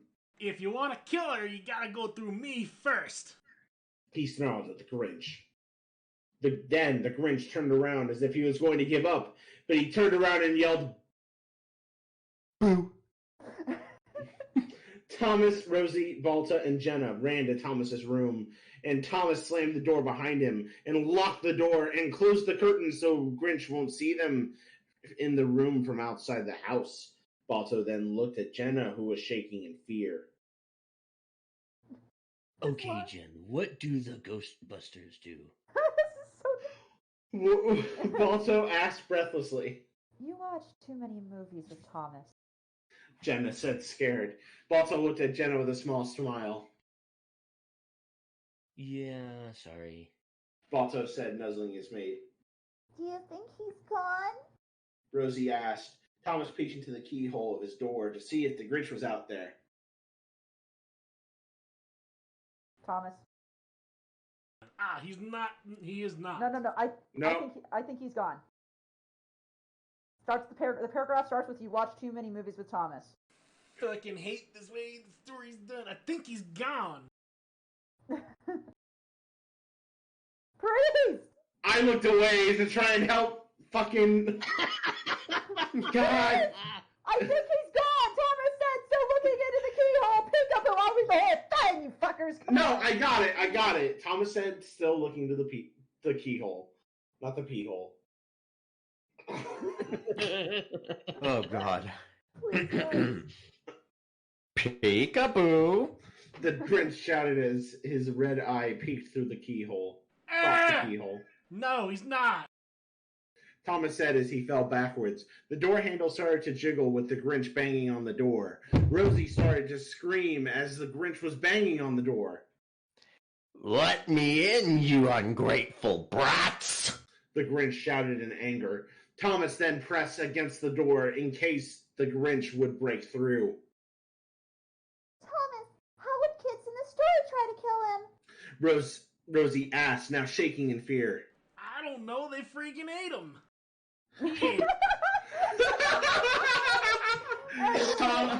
Thomas shouted as he tried to hold his ground with the door. Suddenly, the Grinch stopped banging on the door and everything went silent.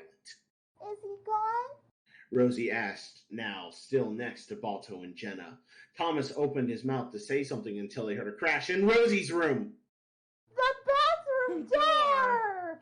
Both Thomas and Rosie shouted. Thomas jumped across his room to try and lock the bathroom door, but it was too late. The door swung open, hitting Thomas and making him fly and hit the wall. Blam. Tomas. Oh, Razzie, Rad. Oh, yeah, excuse me. Thomas coughed out. Rosie started screaming as she, Balto, and Jenna ran out of Thomas's and headed downstairs. The Grinch looked down at Thomas and smiled. I'll deal with you later, but first, I'll go get my snack.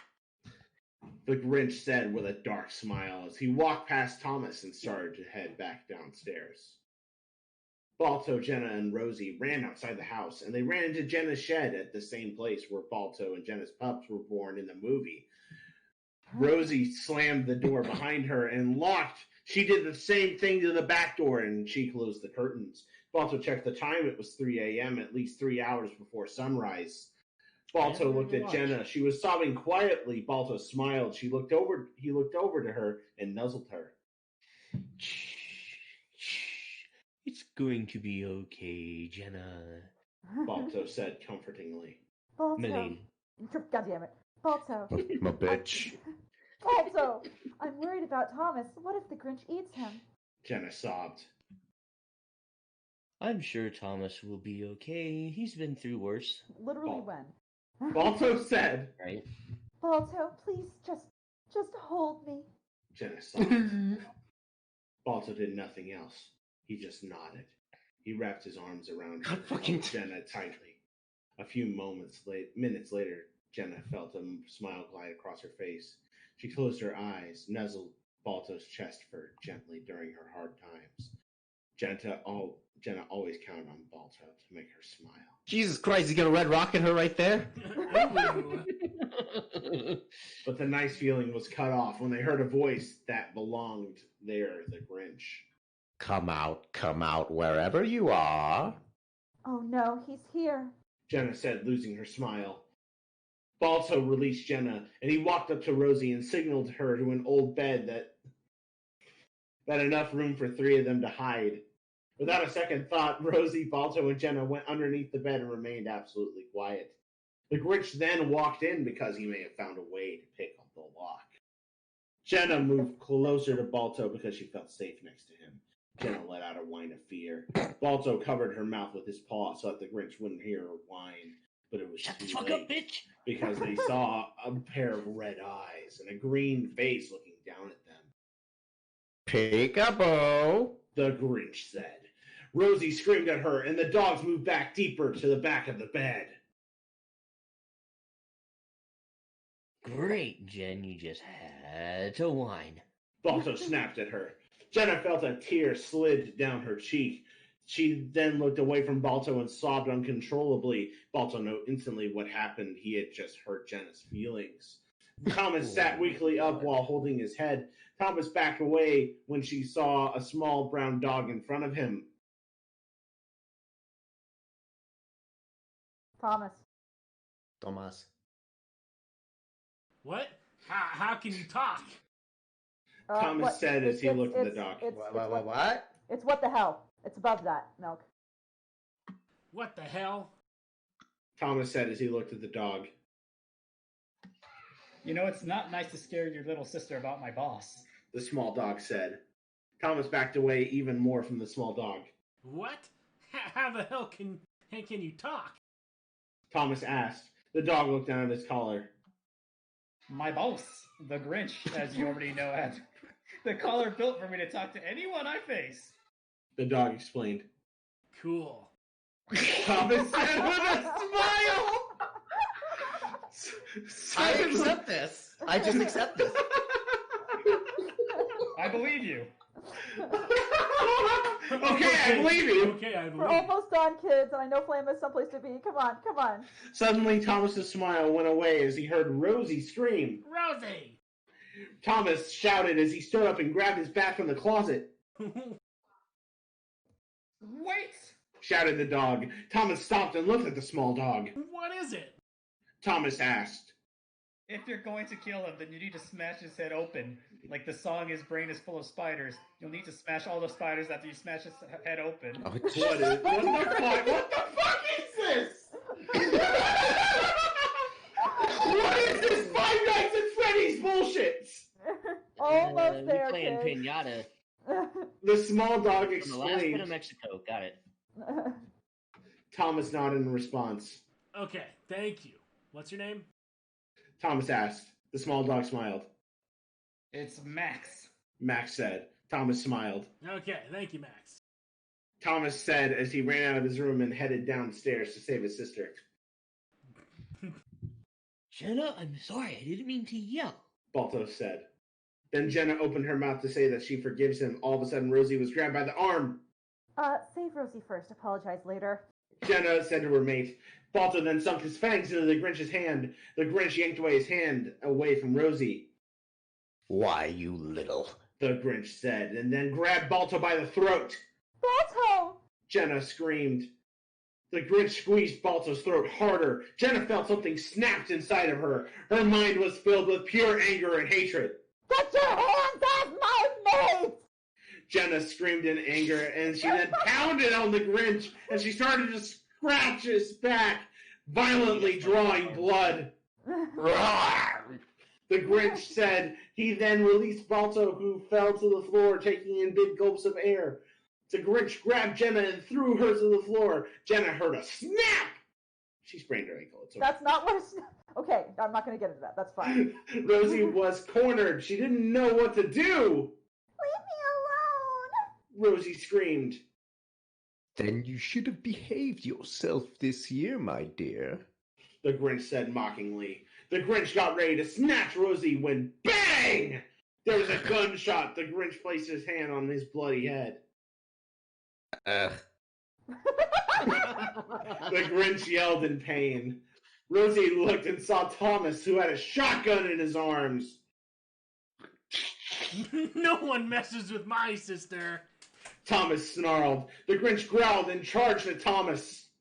Then bang! Bang! Bang! Bang! The Grinch's head was reduced to flesh and blood, and the most creepiest and most disturbing thing that Balto, Jenna, Rosie, and Thomas saw in their whole lives. Spiders crawled out of the Grinch's skull. Balto! Jenna screamed. Balto ran to Jenna and hoisted her onto his back, and he got her to cover. Thomas then stomped on the spiders until he was sure he got them all. Thomas couldn't believe he just killed the Grinch. The Grinch who stole Christmas. Onks! Thomas disposed of the Grinch's body. Rosie gave Thomas a big hug. Oh. Thank you, Thomas. You saved me. Rosie said with tears of joy sliding down her cheeks. Thomas hugged his sister back. I couldn't bear to lose you, sis, although you may have been a pain in the head sometimes. You're my little sister and I love you. Thomas said. I love you too, Thomas. Rosie said. Jenna sniffed. Jenna sniffed. She felt a tear of joy slid down her cheek. Oh, Balto. Thomas and Rosie are getting along again. It's so beautiful. Jenna said. Yeah, beautiful, my bitch. Balto said, looking at her. Jenna looked at Balto. She knew when Balto said beautiful, he didn't mean the sight of Rosie and Thomas. He meant her. Jenna nuzzled him lovingly. I love you, Balto, my handsome wolf dog. Jenna said. I love you too, Jen, my beautiful husky. Balto replied. Balto leaned closer to Jenna and he whispered into her ear. Merry Christmas. Oh, God. That was so menacing. Max Red watched. Rocket, Red Rocket. Max watched from a distance.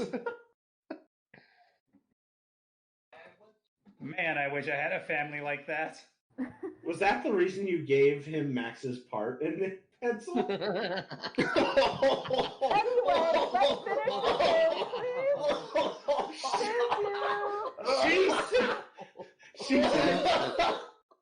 She said to himself, then a piece of snow fell on him. Wait a second. I do, Databayo. He explained to himself. Meanwhile, Rosie's and Thomas's parents were on their way back from the Christmas party when Ness, Rosie and Thomas's dad, screamed in pain. I'll do it. Honey, are you okay? Mrs. Jones asked. I'm fine. Let's get home before the kids get into a fight. Mr. Jones said. Nez and Nez continued walking until Nez's eyes turned red, just like the Grinch's eyes. The end! We did it! Woo! Yay! Well, this has been our Shitfix, or Crack Up on Crackfix panel at Ramcon. Thank you all, 20 of you, who kept turning in. What a hoot. Woo! Everybody loved that story, right, Barcast? Oh, yes. I loved it. Yeah. This story made me sterile. I know we have places to go. Thank you for everyone for tuning in. You can find us on thebarcast.net, on our YouTube channel. You can follow us here. We'd really love you to. You can donate to our Patreon, which supports Red Wings Horse Sanctuary, a horse charity. All that good shit. And other than that, just can I get a little AWOO in the chat to say hey? Ramcon, you guys are wonderful. Thank you so much for having us back again. We will come back for you guys anytime you want. But, give us a little bit of, that little cummy time first. Cummy time! What? Cummy time! Before we go, let's do a quick sign-off. This has been your Barcast, so with Enigmatic Otaku. Flamin' Ripper! Yes. Flutter Priest! I am a Flutter Priest. Milk! OwOs. Ravage! My bitch. And I'm a non-pencil. Thank you for getting to know us. We hope to see you again soon. Bye! Please don't...